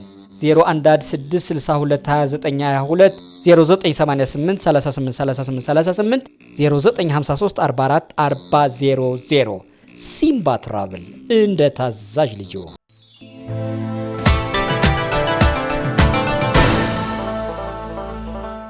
እስራኤላዊነት እንዴት ቢነገራቸው በምን መንገድስ ቢገባቸው ነው ይሄ ማንነት የተፈጠረው ከእያንዳንዱ እስራኤላዊ? በጣም የሚገርም ታሪክ ነው ይሄ። በእስራኤል ታሪክ ዓለም የሚደነቅበት ነው። አንደኛው ልንገርህ፣ ለምሳሌ አሁን የነበረው ኦክቶበር 7 እንደሆነ በውጭ ዓለም ያሉ እስራኤሎች እዚህ የተወለዱ ያደጉ ብቻ ሳይሆኑ በውጭ ሀገር ተወልደው ያደጉ አሜሪካኖችም ጭምር እስራኤል ያልነበሩ ጂው በመሆናቸው ለሀገራቸው ሊዋጉ 25,000 ነው የመጡት። እነሱን ለማምጣት በጦርነቱ ምክንያት የአየር በረራ ስላልነበረ ልዩ መንገድ ተከፍቶ ነው የመጡት። መተውም የሞቱ አውቃሉ። መተው የሞቱ ሰዎች አሉ። እና የሀገር ፍቅር የወገን ፍቅሩ በጣም ከፍተኛ ነው። ይሄ የኔ አመለካከት ልንገር በኔ አመለካከት ለብዙ ሻመታት ያክል ተበትኖ መኖር በኖረበት ቦታ በሙሉ የእስራኤል ሰቆቃ ማሳለፉ አንድ አድርጎታል። በየቦታው ስትሄድ ለምሳሌ እንግሊዝ ሜድ አሜሪካ ሜድ በየትም ቦታ ስትሄድ የእስራኤል ህዝብ የተለየ እርስ በርሱን የሚያገናኘዋል። አሁንም እንኳን ለምልህ ይቅርና ድሮ ሌላው ትልቁ ቁልፍ የምለው መሰለ የሆሎኮስት ነው። ሁለተኛው የጀርመን ናዚዎች ያፈጸሙት ድርጊት ከ1939 እስከ 45 በይሁዲ ላይ የተፈጸመው ድርጊት በጋዝ ማቃጠል፣ መግደል፣ ውሃ ውስጥ ማስመጥ ምን ያልተሰራ ጭፍጨፋ የለም። አሰቃቂ ነገሮችን እርግጠኛ ነኝ በዓለም ላይ በተለያዩ ሙዚየም ወይ ቤተ መዘክር አይተው እንደሆነ እና ያ የሆነው ከ1939 እስከ 45 ነው። ጦርነቱ በ45 አበቃ። በ47 የተባበሩት መንግስታት ድርጅት እስራኤል ተቋቋም ብሎ ወሰነ። አረቦች ጦርነት አነሱ። በ48 ሀገሯ ተቋቋመች። ስለዚህ ምንድነው ያለው ያ ሁሉ ልቂት እኮ የደረሰብን አገር ስላልነበረን ነው። አገር ቢኖረን ኖሮ ይሄ አይደርስብንም። ስለዚህ አሁን አገር አለን። ይችን ሀገራችን መጠበቅ አለብን ነው። ያ ነው በሙሉ አሜሪካ ያለው ጁ አይኑ እስራኤል ነች። መጥቶ አያውቅም እኮ እዛ የተወለደው ያደገው እዛ ነው። ፈረንሳይ ያለው ሁሉም በውስጡ ቤት አለን፣ አገር አለን። በማንኛውም በኩል እንጠብቃታለን። እዛም ደግሞ ችግር ከመጣ ምን ሄድበታለን። የሁለተኛው ዓለም ጦርነት ጊዜ ቤት አልነበረንም። ለዛ ነው የጨፈጨፉን፣ ለዛ ነው ያጠፉን፣ ለዛ ነው በጋዝ ሁሉ የተቃጠል ነው። ያ ነገር የበለጠ ያያይዛል። ብዙ ጊዜ አይተከውን እንኳን በችግር ላይ አብረህ የነበርክ ሰው ትያያዛለህ። ችግር አንድ ያደርጋል። አዎ ለምሳሌ በእስራኤል ሀገር ውትድርና አንድ ላይ ያገለገሉ ሰዎች እስከ ህይወታቸው ፍጻሜ አንድ ላይ ናቸው። በወታደር ለወታደር አዎ ከዛም ወጣው ውትድርና እስከ መጨረሻቸው አይላቀቁም። ለምን አንድ ላይ ጦር ሜዳ ነበርክ እና የሰውም ተፈጥሮ በችግር ጊዜ አብሮ የነበረ ሰው አትላቀቅም። እዚህ ላይ ደግሞ እየበለጠ ችግሩ ሰቆቃው በሃይማኖት ጁ በመሆነ ነው። ቤትም አለ 1 አመት 2 አመት አይደለም። አሁን እንዳልኩ ይሄን የሆሎኮስት የጀርመን ናዚዎችን አነሳውልህ እንጂ በ1492 ዓመተ ምህረት በስፔን እና በፖርቱጋል የተፈጸመው ከዚህ ያነሳል ነበር። በጣም አሰቃቂ ድርጊት ነው የተፈጸመው በጁ ላይ እና ይሄ ያተሳስራል። አሁን ያለች አይንህ እስራኤል ነች። እሷን መጠበቅ አለብህ። እሷን ካልጠበቅ ምን አለና አሁን የሌላ ሀገር ጦርነት ሲሆን ወጥቶ ነው የሚሄደው። እስራኤል ግን ይመጣልሃል። ለምሳሌ ሌላ ሀገር ሲሉ መቼም ከኢትዮጵያ ከእስራኤል ውጭ የሚያውቁት በደንብ ካልተሳሳትኩ ኢትዮጵያን ነው። ኢትዮጵያን ማለት ሆኖ ጥሩ ከባድ ጥያቄ ጠየቀኝ። በኢትዮጵያ ያለው ጦርነት ከእስራኤል ይለያል ብዬ አስባለሁ። እስራኤል ጦርነቷ ከሌላ ሀገር ጋር ያ በኢትዮጵያ ግን ምን ያውን በውስጡ የአንድ ቤተሰብ ጠብ ነው። ግን ያም ሆኖ በኢትዮጵያ ጦርነት ቢሆን አሁን ውጭ ያለው ዲያስፖራ ልጆቹ ሊዋጉ ይመጣሉ ብዬ አልጠብቅም። ለምን አይመጡም ብዬ መፍረድም አልችልም። ያ እና በሌላ ሀገር ላይ አታዩ። ለምን አይፈርዱም? እርሶ ለእስራኤል እንደሚሆኑት ሌሎች ኢትዮጵያውያንስ ለምን አይሆኑም ብለው አሰቡ? እንደዛ ብዬ ነው። ምክንያቱ ምንድነው? ብዙ ኢትዮጵያዊ አውሮፓና አሜሪካ ይኖራል። ልቡና አይኑ ግን በዩቲዩብም በምንም ኢትዮጵያ ነው የሚያድረው። ብዙ ዲያስፖራ በሚኖርበት ሀገር ሆኖ ያገኛትን ጎጆም ምንም እየቀለሰ የበዓል የአውደ ዓመት እየላከም የሚደጉመው እሱ ነው። የኢትዮጵያ የውጭ ምንዛሬ ምንጩ ዲያስፖራው ነው። ስለዚህ እንዲህ ኢንቨስት የሚያደርግባትን ሀገር መጥቶ አይዋጋላትም ሲሉ ማስረጃውን ፋክቱን ፈልጌው ነው። አንደኛ አላየንም። እንግዲህ ካይን የሚበልጥ የለም። አላየንም እስካሁን ድረስ። ሌላው ኢትዮጵያ በእኛ እድሜ የተዋጋችው ማስታውሰው እዚህ ከመጣው ነው ምልክ ከኤርትራ ጋር በ99 ዓመተ ምህረት ጦርነት ነበር አስታውሳለሁ። እና ብዙ ጊዜም ጦርነቱ ምናልባት የውስጥ ተብሎ ሊቆጠር ይችላል። ሌላው የእስራኤሉ ህዝብ አንድ ህዝብ ነው። የኢትዮጵያ በተለይ ብሔረሰብ ጎሳ የሚለው ክፍፍልም አለ። እኔ እንደማስበው እንግዲህ ያክል በኢትዮጵያ ሙያው ስለሌለኝ ኤክስፐርት አይደለሁም እና ብዙንም ጠለቅ ብዬ አላይም፣ ማላውቀው መናገር አልፈልግም። ነገር ግን እያንዳንዱ የግሉ ውሳኔም አለ። ገባ? የግሉ ውሳኔ እያንዳንዱ አገሩን የሚረዳበት መንገድ የተለያየ መንገድ ይኖረዋል። ያው በገንዘብ የሚረዳ ሊኖር ይችላል በተለያዩ መንገዶች። በእኛ በኩል ያለው እርዳታ ግን መጀመሪያ ሀገር ነው፣ የህይወት ነው። የህይወት መስዋዕትነት መክፈሉ ሀገር ነው እና እያንዳንዱ እንዴት እንደሚመለከተው ነው የምታየው። 2 ሲቲዝን ይሰጠውታል ቢባሉ ከእስራኤል ውጪ ሌላ የየት ሀገር ሲቲዝን እንዲኖረው ይፈልጋሉ? በመጀመሪያ ደረጃ የፓርላማ አባል ስትሆን ይቅርኛ ከኢትዮጵያ የመጣ ነው የኢትዮጵያ ዜግነት የሌለን አሜሪካኖች ዌስተርን ምናምን ያሉት ይፈቀድላቸዋል። የሁለቱ ሀገር ስምምነት አለ። ግን የፓርላማ አባል ስትሆን አትችልም 2 ዜግነት መያዝ። የቢሆን ጥያቄ ነው። አዎ ነው እንትን የለም እድሉ የለም እንጂ የኢትዮጵያ ዜግነት ቢኖር ደስ ይለኛል። ልጆችም ቢኖራቸው ደስ ይለኛል። ይሄ $500 ተከፍሎ የሚሰጥ ነበረ። አይዲ ነጭዋ ቢጫዋ ካርድ እና ቢጫ ካርድ ትባላለች። እኔ ኢትዮጵያ ነው መጥቼ በሚሊኒየም ኢሚግሬሽን $500 ከፍዬ ያወጣሁት ለ5 ዓመት። እንደመታወቂያ ታገለግላለች። ለትውልደ ኢትዮጵያ ለሆቴሎች ረድቶኛል ቅናሽ አይደለም። ይሄንን ተጠቅመንበታል። በእኔ በኩል ይሄን ነገር ቢሰርዙት ጥሩ ነው። ፓርላማንት ስለሆኑ ኖ ለኔ አይደለም ለአጠቃላይ ለሰው 5 ዓመት ገደብ ምናምን አይመስለኝም። ዜግነት በገደብ መሆን የለበትም። ወይም ደግሞ ያ እንደመታወቂያ ነው የሚያገለግለው። ግንኙነትህ ገንዘቡ በሱ እንዳይመስልህ። ግን አንዳንድ ሰዎች ለምሳሌ 5 ዓመት ሆኖ ረስተውተኝ ሲሄዱ ወይ ጊዜው አልፎ ባህል አሉኝ ይሉኛል እና እንደገና ማደስ አለብኝ እላለሁ። ፎርኤቨር ስጥ የኔ አመለካከት ነው። ይቅርታ አድርግልኝ። እሺ ጥሩ ነው። ከመንግስታችሁ ጋር እንዳታጣላ። አይጣላም፣ ያቀበታል እሱ ተስማምቶ መኖር ለዛውም ከአንድ እስራኤላዊት ጋር። ሌላው ግን ነገር የኛ ህብረተሰብ ለእስራኤል ያለው ፍቅር በጣም ከፍተኛ ነው። እስራኤላዊነቱ ላይ ለኢትዮጵያ እሺ ቤተ እስራኤል ለኢትዮጵያ ያለው ፍቅር በጣም ከፍተኛ ነው። እርግጠኛ ነኝ አይደለም።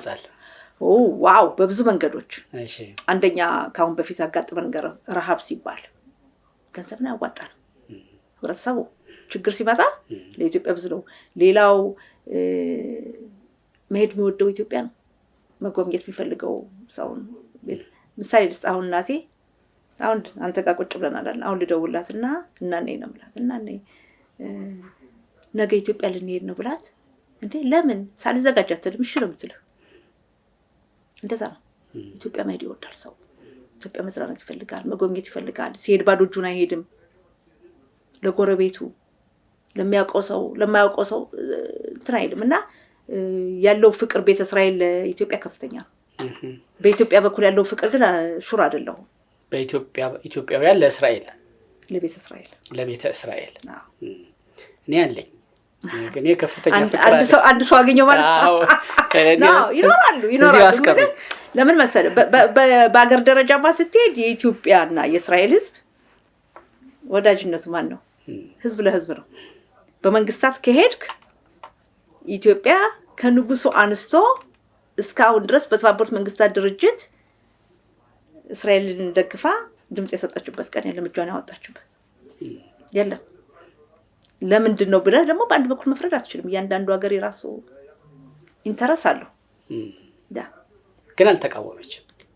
አገሪቱ ስትቋቋም እስራኤል ስትቋቋም አልተቃወሙም። ግን ደግሞ ወደ ሀረር አካባቢ እስራኤልን ለመመስረት ታስቦ የነበረው ወደዛ ይባላል እኮ ኢትዮጵያ በንጉሱ ጊዜ አይሆንም አሉ እንጂ መጀመሪያ እስራኤልን የት ሎኬትድ እናድርግ የሚል ጥናት ስለነበረ ኢየሩሳሌም የሚለው እንዳለ ሆኖ ኢትዮጵያም አንድ ምርጫ ውስጥ ነበረች የሚል የተወሰኑ ዶክመንቶችን አንብቤያለሁ። ኦኬ አላወኩም። ይሄን የኡጋንዳ ነው የማውቀው። ኡጋንዳ የሚል ነበር። ለምንድን ነው ያልኩ መሰለህ? ንጉሱ እስራኤል ስትቋቋም በተባበሩት መንግስታት ድርጅት እንዳይቃወሙ ገለልተኛ እንዲሆኑ ተለምነው ስቶሪ ያለ ነው ዶክመንት አለ በደንብ ተለምነው ነው እንጂ አልደገፉ ከ13 ሀገራት ገለልተኛ ከነበሩት አንዷ ኢትዮጵያ ናት ከዛም በኋላም ኢትዮጵያ አንድም ጊዜ ለእስራኤል እስካሁን ድረስ ድጋፍ የሰጠችበት የለም እንደውም በንጉሱ ጊዜ ልንገራ በ1974 ዓመተ ምህረት እንደ አውሮፓውያን ዘመን አቆጣጠር ጦርነቱ በ73 ነው የነበረው ዮም ኪፑር የሚያስተሰሪው ቀን ጦርነት ሆኖ ግብጽን ተዋግታለች በሚል የእስራኤል አምባሳደሮችን በሙሉ የአፍሪካ አንድነት ድርጅት እንዲወጡ ከአፍሪካ ወሰነ በዛ ጊዜ ሐናን አይኖር ቢባል እድለኛ ነኝ አውቀዋለሁ ከዛም በሱ ስም የተቋቋመ ትልቅ ፈንድ ነበር ፓርላማ እስከገባ ድረስ የነበርኩ ሊቀመንበሯ እሱን አምባሳደር ኃይለ ሥላሴ አስወጡት እና ባለቤትየው አሁን በቅርቡ ነው የሞተች ልጆቻቸው ሁሉ አሉና ያኔ ኃይለ ሥላሴ ሐናን አይኖርን ውጣ ብለው በተሰራበት ጊዜ አዘኑ ይላል ከዛ ግን 4 ወር ቆይተው እሳቸው ወረዱ ከስልጣናቸው ከዙፋናቸው የሚባለው ከስልጣን ዙፋን የንጉስ ዙፋን ነው አይደል ንጉስ ዙፋን ነው ኢትዮጵያን ይሄን ያክል ይወዳሉ ያቃሉ እንዲያውም በአማርኛ ሁሉ ክኔሴት ላይ ንግግር እንዳደረጉ እንግዲህ የፓርላማ መተዳደሪያ ደንቡ ጥሰው አማርኛን እወዳለሁ ህዝቤም በዛው መልእክቴን እንዲሰማልኝ እፈልጋለሁ በመናገርበት አማርኛ ይሄኔ ደግሞ የመጣሁበትም ይታወቃል ይሄን አይደንቲቲውን በኩራት በእስራኤል ክኔሴት ውስጥ በኩራት ይታዩበታል ይኮሩበታል በዚሁ ጎን ለጎን ደግሞ ኢትዮጵያ ኦርቶዶክስ ተዋህዶ ቤተክርስቲያን እዚህ ኢየሩሳሌም ባለንበት ከተማ ውስጥ ዴር ሱልጣን የሚባል ቦታ አላት በቅርቡ አንድ አጭር ቪዲዮ ሁሉ አይቻለሁ ልንረዳ ፈልገን ነገር ግን በእነሱ በኩል ቋሚ ሰው አጣን የሚል ድምጽ አይቻለሁ ምንድነው ምክንያቱ ምንስ አንደኛ ዴር ሱልጣንን እስራኤል መስጠት ከፈለገች ግልጽ ነው መስጠት ሳይሆን መብቷን ማስከበር ለምሳሌ የቤተክርስቲያን ነው እኔ ዴር ሱልጣንን ደጋግሜ አይቼዋለሁ ዴር ሱልጣን ውስጥ ያለ የዛሬ ስንት ዓመት በፊት የተሰራ ቤት ነው ኢየሩሳሌም እንደዛ አይነት እንኳን የሰው ቤት ያይጥ ቤት የለም በድሮ በጭቃ በመናምን የለም ይሄ ግዛቷ በሆነው በኢትዮጵያ ኦርቶዶክስ ተዋህዶ ቤተክርስቲያን ገዳሙ ላይ ማደስ መኖር ሃይማኖታዊ አገልግሎቶችን መስጠት አትችልም ይሄ ሆነው እዛ ባለው የግብጽ ኮፕቲክ ቸርች እና የኢትዮጵያ ኦርቶዶክስ ተዋህዶ ቤተክርስቲያን ደንበርተኞች ናቸው ሁለቱ ካልተስማሙ በዓለም አቀፍ ህግ ሀገሩን የሚያስተዳድረው መንግስት ህግ ያስከብራል ነው የሚለው እርሶ ለነረዳ ፈልገን ሰው አጣን ሲሉ እነሱ ደጋግመው እንደጠየቁ አውቃለሁ እንደው ግን ምን ሆኖ ነው የተፈጠረው ነገር በጣም ቆንጆ ጥያቄዎች ነው ያመጣው በመጀመሪያ ደረጃ የባህል ልብስ ወዳለሁ አማርኛ ቋንቋ ወዳለሁ የኔ መለያ ነው እያንዳንዱ ሰው መለያ አለው ያደክበት የተወለድክበት ባህሉ ምኑ ያ ማለት ያን ራስህን ታስከብረዋል የራስህን ማንነት ያለምንም ፍራቻ ስታቀርብ ትኮራለህ ሌላው የባህሉ ልብስ አማርኛው ቋንቋ ከሃይማኖት ጋር ያገናኘው አባባሌ የኦርቶዶክስ ተዋህዶምና ባህሉም ያ የኛ ባህል ነው በጎንደር አካባቢ ወይም ደግሞ የነበርነ የፈለከውን ሃይማኖት ተከተል ቀሚሱ ያው ነው ቋንቋው ያው ነው አይደለም ልብሱም ያው ነውና ስለዚህ ያ አይደንቲቲ ነው መለያ ነው ለምሳሌ ብዙ ጊዜ የምትጠቀመው የባህል ልብስ ውጭ ሀገር በመሄድበት ሰዓት ውጭ ሀገር ሲሄድ ብዙ ጊዜ የሚሄደው ጸሎት ቤት ይሄዳሉ ቅዳሜ ቀን አርማታ ቅዳሜ በእኛ ጸሎት ቤት ይሄዳል ሴናጎግ ስለውስጥ ጠበሎች ይሄዳሉ እኔ ገርማቸዋል ይጠይቁዋል ምንድነው ይሄ ይሄ ምንድነው የሚያውቁም ደግሞ ካሉ ዋይ ያምራል እኮ ቆንጆ ነው ምናምን ይላሉ ደስ ይላል ያ አለ ቋንቋም እንዳልኩ ለምሳሌ ቋንቋኔ ብቻ ሳይሆን ልጆችም ይናገራሉ አማርኛ ግን እናቴ ነው ያስተማረቻቸው እኔ ጊዜ የለኝም ማለት የእስራኤል ኑሮ በጣም ቢዚ ኑሮ ነው ቀላል አይደለም እስራኤል ሀገር የስራው ሰዓት በጣም ከፍተኛ ነውና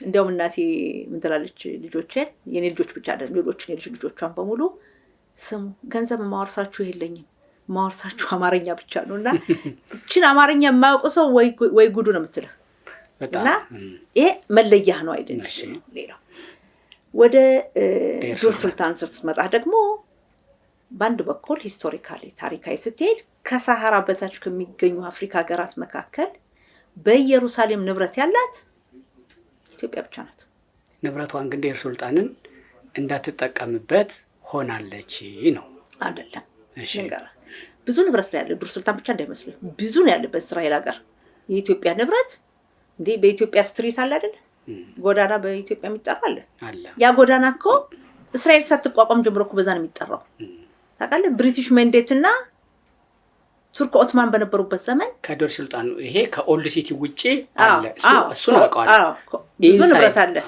የዱር ሱልጣኑ ልንገር እሺ የግብጽ ኮፕቶችና የኢትዮጵያ ኦርቶዶክስ ተዋህዶ መነኮሳት እዛ አካባቢ የሚጋጩበት ቦታ ነው የሚጋጩበት ያው ይሄ ለኔ ይገባኛል ከፖለቲካ ጋርም ግንኙነት አለው ብዙ ቦታ ተይዞ የነበረ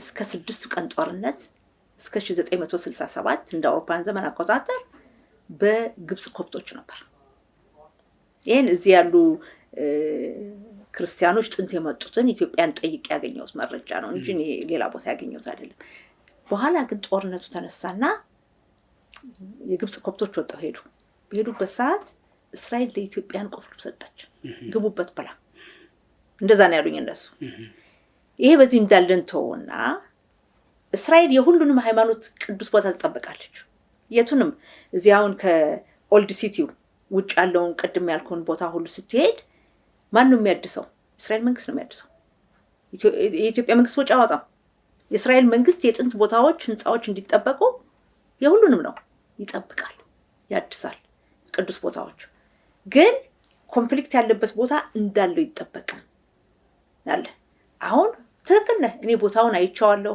አውቀዋለሁ ብዙ ጊዜ ሄድኩበት ነው ያን ነገር ለማደስ ለማንቀሳቀስ ፈቃድ ያስፈልጋል ያን ፈቃድ ለማድረግ ተደራጀን አንድ የኢትዮጵያ አምባሳደር ነበሩ ፍስሐ አስገዶም ይባሉ እሳቸው ሰበሰቡንና ወስደው አሳዩንና እናንተ ያላችሁ ወገኖቻችን የራሻ ቤተክርስቲያን የተከበረው በራሻ ጁ ነው የኛን ደግሞ እርዱን ብለው ወሰዱን ሄድን ቦታውን አየነው እንደውም የሚገርም በዛ ጊዜ ፓርላማ ውስጥ የኛ ወንድማችን አቶ ሽሎሞ ሞላ የሚባል የፓርላማ አባል ነበር እኔ ያኔ ጋዜጠኛ ነበር ሄድን ቦታውን አየን ጎበኘን በእውነት ያሳዝናል አሁን የአገር ውስጥ ሚኒስትሩ ነው ኃላፊነት ያለው እና የአገር ውስጥ ሚኒስትሩን ሄደን አነጋገር ነው ሜር ሽትሪት ይባል ነበር ምንም ችግር የለም ተባለ ከዛ ከኮሚኒቲው ከኢትዮጵያ ክርስቲያን ኮሚኒቲ ጋር ስብሰባ አደረጉልን ተገናኘን ከዛ መነኩሴው አንድ ኢትዮጵያ ሄዱ ይባላል አንድ አሜሪካ ሄዱ ይባላል አንድ 6 ወር ይፈጅብሃል አሁን አንተ እዚህ ሀገር ውጥረት አለ ስራ አለ እና አንድን ነገር ለማንቀሳቀስ እኔ አንድ ነገር ምፈልግ ከሆነ እኔ ነኝ የመጀመሪያው አሁን የመገኘት ያለብኝ አይደለም እኔ አንተን እያመጣሁኝ በየጊዜው ያን ነገር ሳስታውስ ነው የሚሆን ያለበት እንጂ አንተ ከተውከው ምንድነው የሚባለው አማርኛ ተረጠፋብኝ ባለቤቱ ናሞሌ እና ያ ነው ከነሱ በኩል ድጋፍ አላገኘንም ከዛ ሲል ታውቃለህ የፈረንጅ ሀገር ኑሮ ውጥረት አለ ሁሉም ወደ ሌላው ፊናይልና ይሄ ነው ትልቁ መሰናክል የነበረው በዛ ጊዜ የነበርን ሰዎች እኔ ያስታውሳለሁ በጥሩ ሁኔታ ተደራጅተን ልንረዳ ሌላው ቢቀር እንዲታደስ አምፖል እንኳን ለመቀየር እርስ በርስ ይጋጩ ነበር እና ያን ሁሉ ለማድረግና ትክክል ነህ በዚህ አጋጣሚ እውነትም የኛ ትብብር ያስፈልጋል የኛን ትብብር ደግሞ የሚያሰባስብ ኃይል ያስፈልገናልና ምናልባት በዚህ አጋጣሚ መልእክት ብታስተላልፍ ወይም ይሄንን ፕሮግራም ካዩ ምናልባት ሐሳባቸውን ቀይረው ሰብሰብ ብለው ይመጡ እንደሆነ ቅድም ፖለቲካም አለበት ሲሉ የእስራኤል ፖለቲካ የግብጽ ፖለቲካ የኢትዮጵያው እንደሌላ አቃሉ የኢትዮጵያ ፖለቲካ አለም ከተባለ ባለመግባት እንደዛው እንደ ፍጥርጥራቸው ይሁን በሚል እንደሆነ መረጃው ስላለኝ የእስራኤል ነው የግብፅ ነው ፖለቲካው እዚህ በዴር ሱልጣን ውስጥ? በመጀመሪያዎቹ አመታቶች የሶስቱም ፖለቲካ ነበረበት። የግብፅ ፖለቲካ አለ፣ የእስራኤል አለ። በደርግ ጊዜ ደርግ ከእስራኤል ጋር ግንኙነት አልነበረው። ፖለቲካ አለ፣ ፕሮ ሶቪየት ነው የነበረው አይደለም? እና ኢምፔሪያሊዝም፣ አሜሪካ፣ እስራኤል ጠላት ናቸው በዘመኑ። እኛ ነበርንበት በልጅነታችን። ያም ፖለቲካ አለበት። የኢትዮጵያ የግብፅና የእስራኤል ፖለቲካ አለበት።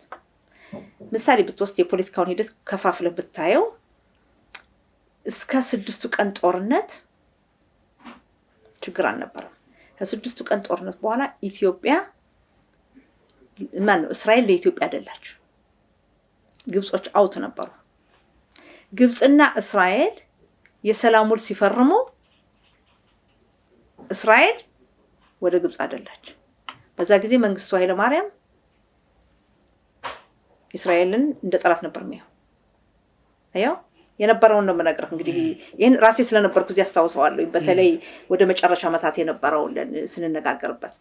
አሁን ባለው ተጨባጭ ሁኔታ ግን ነው እኛ እዚህ ስላለን ፖለቲካውም ተጫዋቾች ነን። እኛ ስለኛ ቤተ እስራኤሎች ማለት ነው። እኛ ቤተ እስራኤሎች ፖለቲካውን መጫወት መቻል አለብን እና ያን ፖለቲካ ለመጫወት ግን ከባለቤቱ ድጋፍ ያስፈልጋል። ከባለቤቱ መነሳት አለበት። በፊተኛው ፖለቲካ ፓወር አልነበረም እዚህ። ያው ይሄ ነው ባለፈው የገለጽኩትኝ በፕሮግራም። በደርሶ መሰረቱ ወደ ሆነ ወደ ኢትዮጵያዊ ቤተ እስራኤል እዚህ ያለውና ኢትዮጵያም ጎንደርም ወዳለው ልምጣ። እዚህ ያለው እሰይ አበጀሸኛ ልጅ ለዚህ ለፓርላማ ለእስራኤል ክኔሴት በቃሽልን የሚል ደስ የሚለው ቤተ እስራኤላዊ ነው የሚበዛው ወይስ አይ በሳቸው አገልግሎት በየትኛውም በጎንደርም በአዲስ አበባም ያለው ዘመዳችን ቤተሰባችን ምክንያቱም ተጠያቂ እሳቸው ስለሆኑ እየመጣልን አይደለም የሚል አኩራፊ ነው የሚበዛው? ይወድዎታል ወይስ አይ ይልዎታል? እንግዲህ አንተ ለምትሰራው ስራ ሰው እንዲወድ ብለህ መስራት የለብህም። ለሰው ነው የሚያገለግሉት። አገልግሎቱ ለምድራዊ ግን ሰው እንዲወድ ማድረግ አለብህ። ማድረግ ትክክለኛ አገልግሎት መስጠት መቻል አለብህ። ያ ነው ትክክለኛ አገልግሎት መስጠት አለብህ።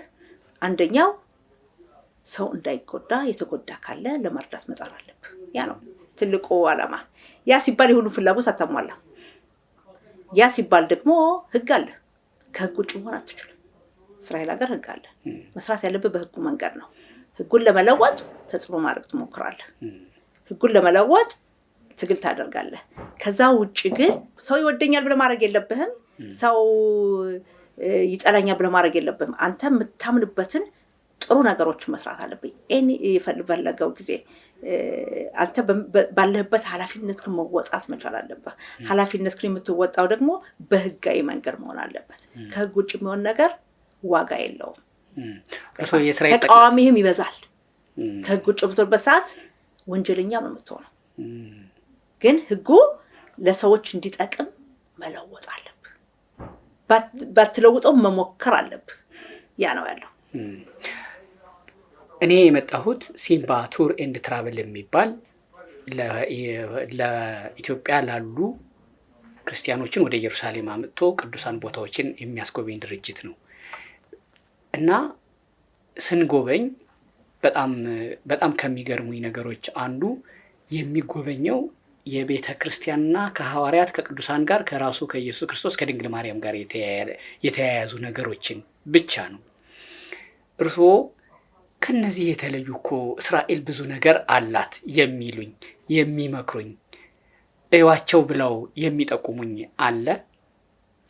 በጣም ብዙ ያለው የሚደንቅህ በሚመጡበት ሰዓት ይገባኛል። የፕሮግራም መጣበብ አለ፣ የጊዜ እጥረት አለ። የሚመጡ ሰዎች ቅዱስ ቦታዎችን አይተው ነው የሚሄዱት። ነገር ግን በዚህ አጋጣሚ ደግሞ እስራኤል ውስጥ መታየት የሚገባቸው ቦታዎች አሉ። ምሳሌ ብሰጥህ አንዱ ትልቁ ለእስራኤል ሕዝብ እልቀት ምልክት የሆነውና መታሰቢያው ቤተ መዘክሩ በጀርመን ናዚዎች ለተፈጸመው ጭፍጨፋና ከዛም ደግሞ እስራኤል ለመልሳ ለመቋቋሟና ለዚህ ፓወር ኃይል የሆነ ትልቅ ቤተ መዘክር አለ ኢየሩሳሌም፣ የድ ቫሸም ይባላል። ያንን ቢያዩ መልካም ነው። ብዙ አንደኛ የሰብአዊነት ሁኔታን ትማራለህ፣ ታያለህ፣ ጭካኔን ታያለህ፣ ጥንካሬን ታያለህ። ኔቨር አጌን ያ ነገር እንዳይደገም ትላለህ። በሌላ ህዝብ ላይ የሚደርስ እልቂትን ትቆምለታለህ። የህዝብ ጭፍጨፋን ትዋጋለህ። በጎሳ ምክንያት፣ በዘር ምክንያት፣ በሃይማኖቱ ምክንያት፣ በተለያየ ምክንያት ህዝብ ሲጎዳ ዝም ብለህ እንዳታይ ያደርጋል። ወይም የእስራኤልን ጥንካሬ ከየት መጣ የሚለውንም ትማራለህ እና ያን ቢያዩ ደስ ይለኛል። አንደኛው ሌላው ደግሞ በመካከለኛው ምስራቅ ታላቋ ዲሞክራሲ በእስራኤል ፓርላማ 120 ነን። ከ120 10 አረቦች ናቸው። የአረብ ዜጋ የሆኑ የእስራኤል ፓርላማ አባላት አሉ። ከእስራኤል ህዝብ ከ10 ሚሊዮን 2,100,000 አረብ የእስራኤል ዜጋ ያላቸው ናቸው። ፓስፖርታቸው፣ ዜግነታቸው ያንም ለማየት አሁን ከተቀመጥንበት ፓርላማችን ቢመጡም ደግሞ ደስ ይለኛል። በአጠቃላይ ብዙ የሚታዩ ነገሮች አሉ ከቅዱስ ቦታዎች በተጨማሪና ይሄን እንዲያዩ አስጎብኚዎች ቢያመጧቸው በጣም በጣም ጥሩ ነው ብዬ አስባለሁ። በጣም ጥሩ ጥቆማ ነው። ከአንድ 5-6 ወር በፊት ለአንድ ኢንተርቪው ወደ ቱርክ ሂጄ ነበረ። ኢስታንቡል ይስሐቅ እሸቱ የሚባል ታዋቂ ኢትዮጵያዊ ጋዜጠኛ፣ እኔ ሙስሊም ጋዜጠኛ ነኝ ብሎ ነው ራሱን የሚገልጸው። እሱ የቀጠናውን ፖለቲካ በደንብ ይፈተፍተዋል። ጠይቄውም ነበረ እስራኤልን በተመለከተ። እስራኤል አሁን ከዚህ በኋላ ዋጋ የላትም፣ እነ እንግሊዝ፣ አውሮፓ፣ አሜሪካን ቢሆን የተወሰኑት እየሸሹ ነው፣ ድሮም ቢሆን የነሱ ድጋፍ ነው እንጂ ያቆማት እስራኤል እኮ አፓርታይድ ናት ብሎኝ ነበረ። ለእኔ ሳይሆን ለሱ መልስ ካለውት ብዬ ነው።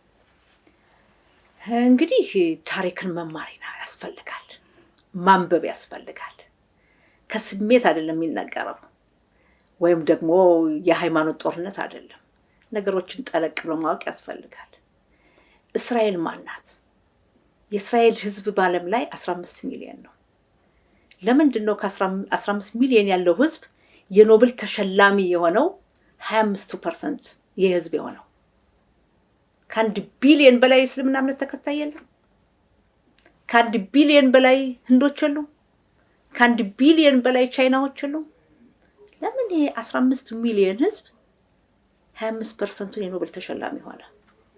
የእስራኤል የፈጠራ ችሎታ ለምን ከሌላው ሀገር በለጠ? የእስራኤል ልጆች ቁጥራቸው ጥቂት ለምንድን ነው የበለጠው? እያንዳንዳችን የምንጠቀምበት ሞባይል፣ ማንኛውም ባለም ያለ ሞባይል የእስራኤል ጭንቅላት አለበት። በዓለማችን ላይ በረሃ ምንም የሌላት እስራኤል ዛሬ ውሃ ለውጭው ዓለም የምታድል ናት። ውቅያኖሱን ጨውን አጣርታ የምታድል ናት። በሕክምና ሄድን እንደሆን በአሁኑ ሰዓት የልብ ህመም ያላቸው ሰዎች ቀዶ ጥገና አሁን የሚገባላቸው ባል የእስራኤል ፈጠራ ነው። መንገድ መኪና ስንነዳ የምንጠቀምበት ወዝ የእስራኤል ፈጠራ ነው። የቴክኖሎጂ ዛሬ እስራኤል በግብርናው በማንም በኩል ስንሄድ ለምንድን ነው ስታርታፕ ኔሽን የሆነችው? እና ይሄን ሁሉ የያዘ ህዝብ ያልቅለታል፣ ይጠፋል ብሎ የሚያስብ ካለ አዝናለሁኝ። በዚህ አጋጣሚ የዚህ አይነት ስሜት ካለው መመክረው መመሰለ መልካሙን ቢያስብ ጥሩ ነው። እድሜ ይስጠውና ብዙ አመት ይቆይ። እድሜ ያርዝም እስራኤል አምላክ ያያል። ይሄን ነው የምለው። ሌላ የምለው ብዙም ነገር የለኝም። ለምንድን ነው ብትል ይሄው አሁን እናንተ እዚህ ቁጭ ብለናል። ትልቁ ታሪክ በዚህ ሳምንት የሆነው ልንገር። የጀርመን ናዚዎች የእስራኤልን ህዝብ ለማጥፋት 6 ሚሊዮን ጨፍጭፈዋል። ከዛ ጭፍጨፋ የተረፈው መጥቶ አገር አቋቋመ። አገር አቋቁሞ ተመልከት፣ ገና 76 አመት ነው። 76 እኮ ለሰው እኮ ገና ሽበት ያለው ሰው ነው። የሚሰራ የሚንቀሳቀስ ነው። ይቅር ለሀገር ያን የፈጸመች ጀርመን ራሷን ከጠላት ለመከላከል በቢሊዮን የሚቆጠር ዶላር አውጥታ ከትላንት ወዲያ ከእስራኤል የጦር መሳሪያ ገዛች። ከዚህ የበለጠ እንግዲህ ምን ያስፈልጋል? ከዚህ የበለጠ ምንም አያስፈልግም። እና ብዙዎችን አይቻለሁኝ። በተለይ በዚህ በኦክቶበር 7 በነበረው ጦርነት ብዙ ጊዜ በኢትዮጵያ አየው የነበረ የእስልምና እምነት ተከታዩ እስራኤል ትጠፋለች፣ እስራኤል እንዲህ ትሆናለች፣ የክርስትና እምነት ተከታዩ የእስራኤል አምላክ እስራኤልን ያኖርልን ትሰማለህ። እና ባየሁበት ጊዜ በተለይ የእስልምና እምነት ተከታዮች በውጭም ያሉት ኢትዮጵያ ባሉት በእስራኤል ላይ እንደዛ ሲናገሩ ሁሉም ባይሆኑ እኔ ቅር አላለኝም። ለምን ነው ቅር ያላለኝ ብትል በእስራኤል ላይ ምን ያመጣሉ? ምንድነው የሚያመጡት ጉዳት? እስኪ ንገረኝ። ኢትዮጵያ ሆነው እንደዛ ለውጭ ሆናል ምንም ነገር እስራኤል ነው ትኖራለች፣ እስራኤል ነው ትቀጥላለች። ያዘንኩት ለማን መሰለህ? ለኢትዮጵያ ነው ያዘንኩት። ለምን በላይ በኢትዮጵያ ያዘንኩት በአሁኑ ሰዓት በብሔረሰብ ያለው ግጭት አልበቃ ብሎ የሃይማኖትን ከጨመሩበት ያቺ ትልቅ ሀገር በአፍሪካ የምትደነቀው በቀኝ ግዛት ያልተገዛችው ትልቋ ምልክት የሆነችውን ሀገር ምን ያረጋታል ብዬ አሰብኩ። ስለ እስራኤል መናገር ስለ ሃይማኖት መናገር ነው እንዴ? አይደለም። ለዛ እኮ ነው ለዛ ነው የምለው። ስለዚህ በዛ ምክንያት እንግዲህ የእስልምና እምነት ተከታዩ ስለ እስራኤል ከተናገረ እሺ አየው ይሄን ነገር ጠለቅ ብሎ አውቀው የሚናገረው ከሃይማኖት ጋር አያይዞ ነው። እና በኢትዮጵያ ያለው የጎሳ ግጭት አልበቃ ብሎ ደግሞ ሃይማኖትን ከጨመሩበት በጣም አደገኛ ነው። በጣም አደገኛ። ለእስራኤል ምንም አያመጣም። እሷ ተፈጽመዋለች ለሚባለው ፍልስጤም ጋዛ የሚነሱ ነገሮች አሉ። ይሄ ከበባ ነው፣ ዘር ማጥፋት ነው። እሷ ላይ የሆነባትን ያን ማስታወሻ እንዲህ ልጠፋ ነበረ ብለው ተሰብስበው እስራኤል ሀገር ሆነው አሁን እነሱ ላይ የሆነውን ሌላ ላይ እያደረጉት ነው መከራከሪያው። ይሰማሉ? ይሄን ተመልከት። ይሄንን ብዙ ጊዜ ብሬን ዋሽ ጭንቅላታቸውን የታጠቡ ሰዎች አሉ። ፋክቱን ማየት አለብህ። አንተ እዚህ እያየ ነው እስራኤል ሀገር መጣ በምን አይነት ሁኔታ ሰው እንደሚኖር ታያለህ። ያለው ሁኔታ አለ እና መጥቶ ማየት ትክክለኛውንም ማቅረብ ያስፈልጋል። እንደዛ ብለው የሚያምኑትን ሰዎች በምን አይነት ተሰመናቸው አትችልም። አየው በምን አይነት ሌላው በአማርኛ እንደ ጥሩ አባባል አለ፣ የራሷ ሲያርባት የሰው ታማስላለች ማለት። መጀመሪያ እኔ ማን ነኝ? እኔ በአገሬ ምን እየሰራሁ ነው? እኔ ለኢትዮጵያ ምን እሰራለሁ? አየው በምኖርበት አካባቢ ሰላም እንዲሰፍን ምን አደረኩኝ? ግጭት እንዳይመጣ አደረኩኝ? እኔ አሁን ሁሌ የማስበው በእስራኤላዊነት የማስበው ምን መሰለህ? እስራኤል ከጎረቤት ሀገሮች ጋር ሰላም ሆና እንድትኖር፣ ዛሬ በውትድርና የሚያገለግሉ ልጆቼ በዚህ እንዲያበቃ ለሚቀጥለው የልጅ ልጆች እንዳያገለግሉ በሰላም እንዲኖሩ ነው።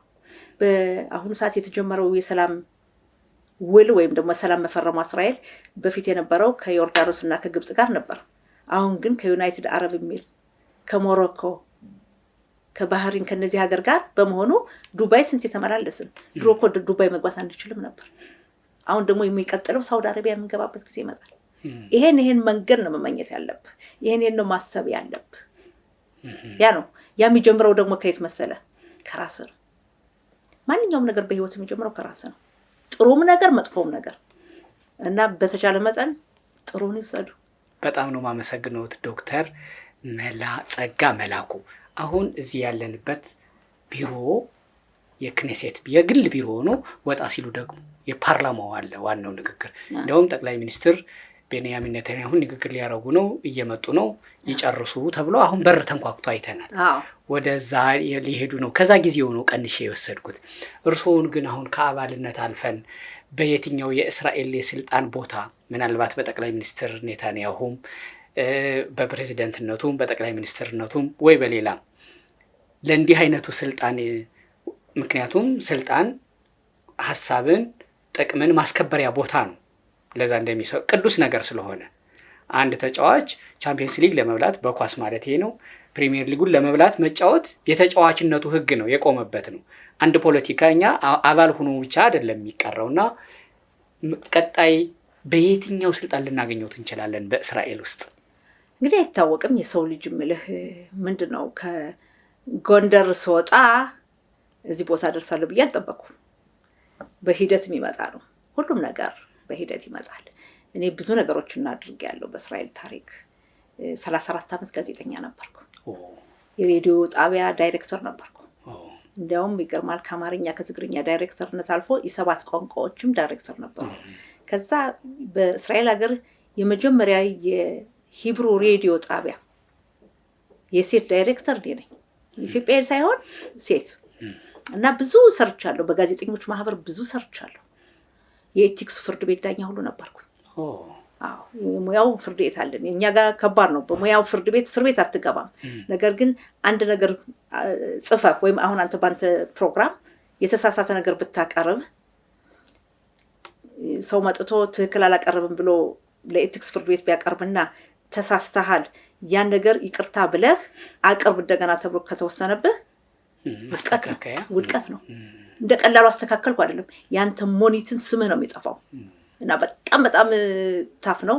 በኮሚኒቲ ብዙ አመት ነው የሰራሁት። የኢትዮጵያ ቤተ እስራኤሎች ትልቅ ድርጅት ነበረ። እዛም የመጀመሪያዋ ሴት ነበርኩ የቦርድ አባል። በዛ ብዙ አመት አገልግያለሁ። በኮሚኒቲያችን ብዙ ነገሮችን አገልግያለሁ። ከዛም ይኸው አሁን 3 አመት እየሆነ ነው ወደ ፓርላማ። የሚቀጥለው አይታወቅም እንግዲህ ምንድን ባለው ወደ ምን ሄድበት እንሄዳለን። ግን የርጅና ጊዜን ግን በጽሁፍ ማሳለፍ ፈልጋለሁ። ብዙ ነገሮችን መጻፍ ፈልጋለሁ። ኦኬ። የአይሁድ የጥላቻ ንግግር አይዲኤፍ ነው የሚባለው? ኤዲኤል የስ የትኛውም ሀገር ያለ ሰው እንዲህ አይነት ንግግር ከተናገረ አይሁድ እንዲህ ነው ጀውሾች እንዲህ ናቸው ካለ በየትኛውም ሀገር ህግ ከሶ ፍርድ ቤት ያቆማል የሚል ነገር ሰምቼ ነበር። ምን ማለት ነው እሱ? በትክክል ጥሩ ነገር። አንታይሴሚቲዝም ጸረ ይሁዳውያን እንቅስቃሴ የሚያካሂዱ አሉ። እሺ ዝም ብሎ ብቻ በመጥላት ለምሳሌ እንገርህ እስራኤል የማይኖሩ እንግሊዝ ሀገር የሚኖሩ ወይም ፈረንሳይ ሀገር የሚኖሩ ጁ በመሆናቸው ብቻ መጥፎ ነገር ይፈጽምባቸዋል። ወይም ደግሞ ተነስቶ አንዱ ጁን ይሳደባል። ምንም እንትን ነው አንታይሴሚቲዝም እንለው ይሄ ነው። ይሄን የሚያደርግን የሚከራከር ታላቅ ድርጅት አለ። ኤዲኤል ይባላል። ኤዲኤል አዎ እሺ። እና ካስፈለገ በኋላ እንትን እነግርሃለሁ። ወረቀቶቹ ብዙ አሉ። የት መሰለህ ጽፈት ቤቱ ዋናው ዋሽንግተን ዲሲ ነው። እስራኤል ኢየሩሳሌም እዚህ ከዚህ ከፓርላማችን ቅርብ አይደለም። እንትን ሩቅ አይደለም፣ ቅርብ ነው። ብራንች አለው፣ ቅርንጫፍ አለው። እና ይሄ ነገር ተከታትሎ ለፍርድ ያቆማል። ፍርድ የሚያቆመው የራሱ ፍርድ ቤት የለውም። በሀገሩ ኮምፕሌን ያደርጋል፣ ያቀርባል። እና ግን የሚገርምህ የተጀመረው በአንታይሴሚቲዝም በይሁዲ ላይ በእስራኤል ህዝብ ላይ ይባል እንጂ በአሁኑ ሰዓት በሌሎችም ሃይማኖት ለሚደርሰው ይቆማል። ለጁ ብቻ አይደለም፣ ለእስራኤል ህዝብ ብቻ አይደለም። አጀማመሩ ያ ነው፣ ጸረ አንታይሴሚቲዝምን ለመዋጋት ነው። ግን በሌሎችም ሃይማኖቶች ጉዳይ ወይም በሌሎችም ጎሳዎች ላይ የሚደርሰውን ይከራከራል። በጣም ትልቅ ድርጅት ነው። ለምሳሌ ኢትዮጵያ አንታይሴሚቲዝምን የተመለከተ ንግግር በተነግሮ የሰሙት አለ? በተለይ በዚህ ጦርነት ጊዜማ በቃ በዚህ በጋዛው ጦርነት በጣም የሚያሳዝን ነገር የሃይማኖት ሰዎች አንድ ፓስተር ቸሪ ነው የተባለ ሰው የተናገረው ንግግር እስራኤል ያውኑ እስራኤል አይደለችም እስራኤል ህዝብ እስራኤል ዳቢሎስ የተናገረው የለየለት አንታይሴሚቲዝም ነው። አንታይሴሚቲዝም ይሉሃል። ይሄ ነው ትክክለኛው። እንዲህ አይነት ሰዎች መጠንቀቅ አለባቸው። ለምንድን ነው የሚጠነቀቁት? አንደኛ ተከታዮች አሏቸው፣ ተጽዕኖ ማሳደር ይችላሉ። አጠራጥርም ተጽዕኖ ስለሚያሳድሩ መጠንቀቅ አለባቸው። አንተ ለጥሩ ነገር መጠቀም አለብህ እንጂ ያልሆነ አንታይሴሚቲዝም እና እንዲህ አይነት ሰዎች ደግሞ አንድ የሆነ ጋዜጠኛም እንደዚህ ባለፈው ጊዜ ተናገረ ነበረ። ስዩም ማንም ይባል ረሳሁት። አዎ እነሱ ሁለቱ የለየላቸው አንታይሴሚቶች ናቸው። እነዚህን ሰዎች በዚህ በኤዲኤል ተጠያቂ ናቸው። እስራኤል ግን ዲሞክራሲያዊት ሀገር አይደለች እንዴ? የመናገር ነፃነትን አትፈቅድም።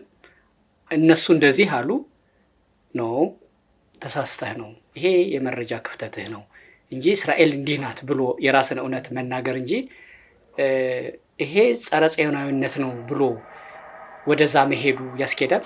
ጸረ ጽዮናን አይደለም፣ አንታይሴሚቲዝም ጁ በመሆኑ ብቻ ያው እስራኤል ሰይጣን ናት፣ የእስራኤል ህዝብ ዳቢሎስ ነው፣ ያሁኑ እስራኤል አይደለችም፣ ኢየሱስ እንዲህ ብሏታል ብሎ የተናገረው የለየለት ጸረ አንታይሴሚቲዝም ይሉሃል።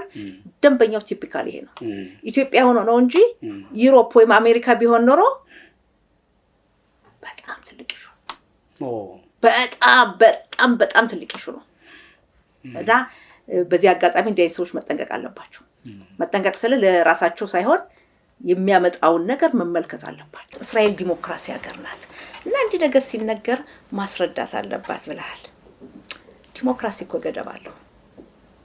ፍሪደም ኦፍ ስፒች ገደብ አለው እኮ። እንደው ዲሞክራሲ ነው ብለህ እንደፈለከው መቼም አትናገርም እና ያ ገደብ አለው። ያ ነገር ምን ያመጣል? የሚናገረው ሰው ማን ነው? አዮ ምን ያክል ሰውን ያሳምናል? ያ ሰው የት ቦታ ነው የተናገረው? ተራ ሰው የሚናገረውና ተከታዮች ያሉት ሰው አንድ አይደለም። ይሄ ነው ትልቁ ጥያቄ። እና ዲሞክራሲ ሲባል ብዙ ሰዎች አንዳንዴ ግራ የሚገባቸው ዲሞክራሲ ከሆነ እንደፈለግነው እንናገራለን፣ እየፈለግነው እንላለን የሚሉም አሉና የዲሞክራሲ ገደብ አለው። በየትኛውም አማርኛም ስለምንም ይሄን ነገር ትሰማላችሁ ማለት ነው? አዎ እንዴ ዛሬ ምን አለ ሶሻል ሚዲያ ምን አለ ብለን ጊዜ የለም እንጂ ትሰማለህ።